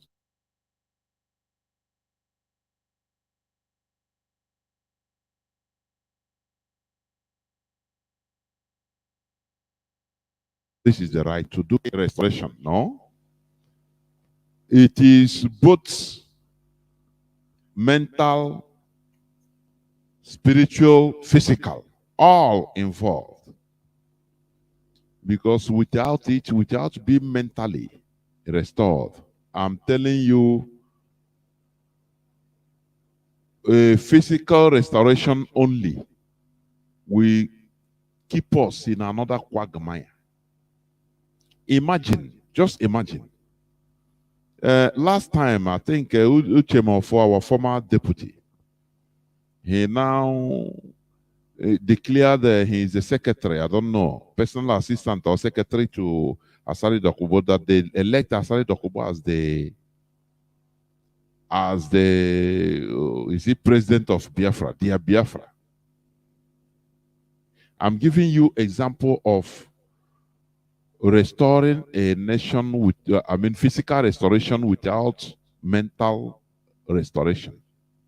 Now, Asari Dokubo, he came up and proclaimed that he is the president of Biafra. You know, he charged Ipob before that for him to support Mazi Nnamdi Kanu, he must be given whether $10 million. Have you forgotten? So, without mental restoration, now Asari Dokubo is now, we have forgotten anything about Biafra, is now fighting for 4.5 billion naira oil, pipeline guard contract. Do you see? Do you see? Imagine people like this with this rotten mentality. Now they come to be in forefront of Biafra, if Biafra comes. Just imagine. Imagine how quagmire-ish it will be. All that matters for him is money. Money, money. He doesn't care about building people. He doesn't care. You know, one thing with Nigeria is They always talk about natural resources. Oh, the crude oil, gold, Zamfara gold, crude oil, gas. They always forget the most important. That is the brain. The brain. Human resources that abound in Nigeria. They don't talk about it because they impoverish everybody. That is the way Britain wants it. Everybody must be impoverished so that they can, with crumbs, when they promise you crumbs, they give you crumbs. Now you'll be on their side. And you thank God that you are even on the part of, crumbs. Do you understand it? Like one statement, one of the Igbo musicians, he said his highest fear is going back to poverty, which is true anyway. It's good. But he can do anything in order to remain where he is as somebody, a wealthy person, a rich person, I should say. So politicians, they program people the way they want. It is the British conspiracy that is taking place. Here we want to remove ourselves from both religious cage, religious slavery, spiritual slavery, mental slavery, all, then physical slavery. That is why we are doing what we are doing. So that our brain will be sanitized. So that when we enter into Biafra, we will be working for excellence. We'll be people of dignity, dignified set of people that genuinely work for their country. Do you understand? Now, as I said, contributing your quota to the restoration of Biafra. What Uju has done or is doing her own that brought her to the limelight. How many of you are intelligentsia in that group of intelligentsia, Igbo intelligentsia, that I always fear? People that we are there, they were undoing us, making sure that we disappear as a race. They are there. Anything that they just take money or political position. Finish. As they are okay, everybody is okay. They start scavenging for the caliphate. Biafran youths, talented musicians.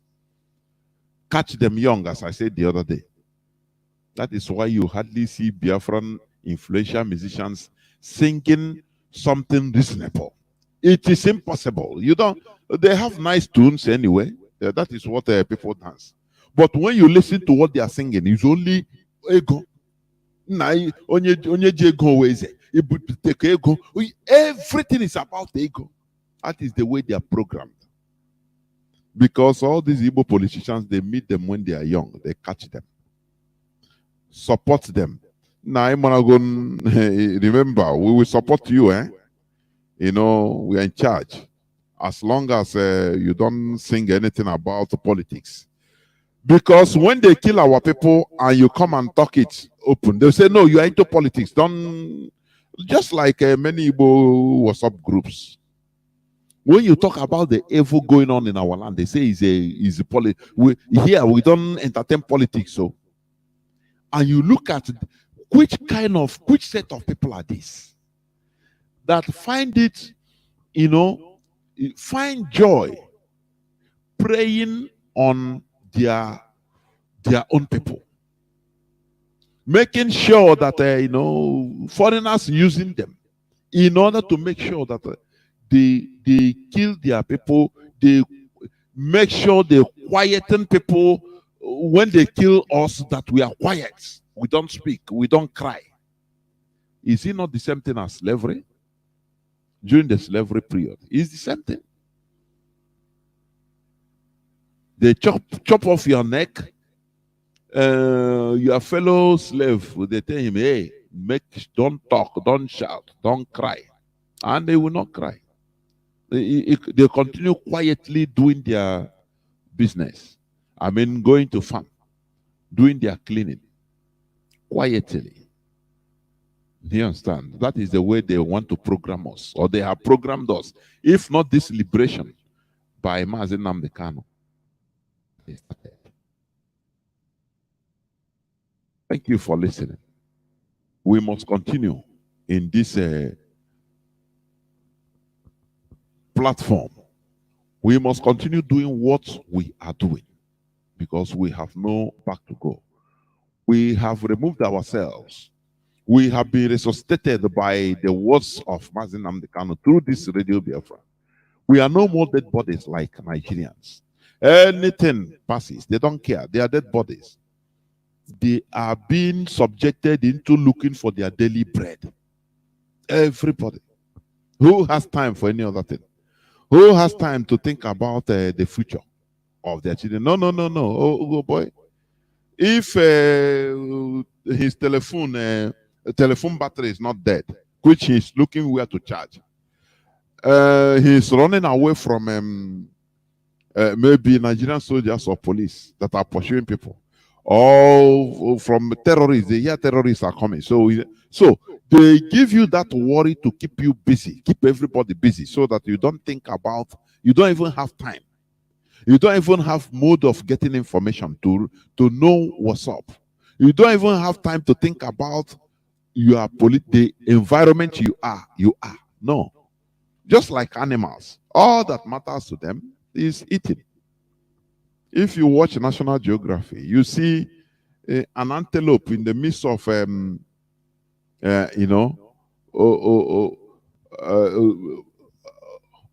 lions, predators, being surrounded by predators. All that it is continue eating grass.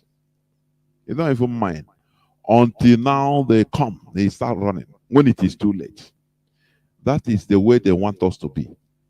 You must worry for your battery, a telephone battery, nowhere to charge. Is it mosquito?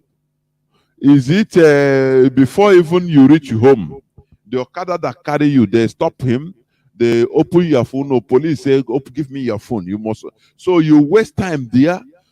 Before you, all these worries, you don't have any time again to think about your future generations. The people, you don't have time for political matters that concern you. No. We say no to all this slavery. Thank you for listening onto this hallowed platform. We must continue doing what we are doing. Biafra is our religion. Biafra is our identity. Biafra is where we worship. From me, from here, it is simply good evening.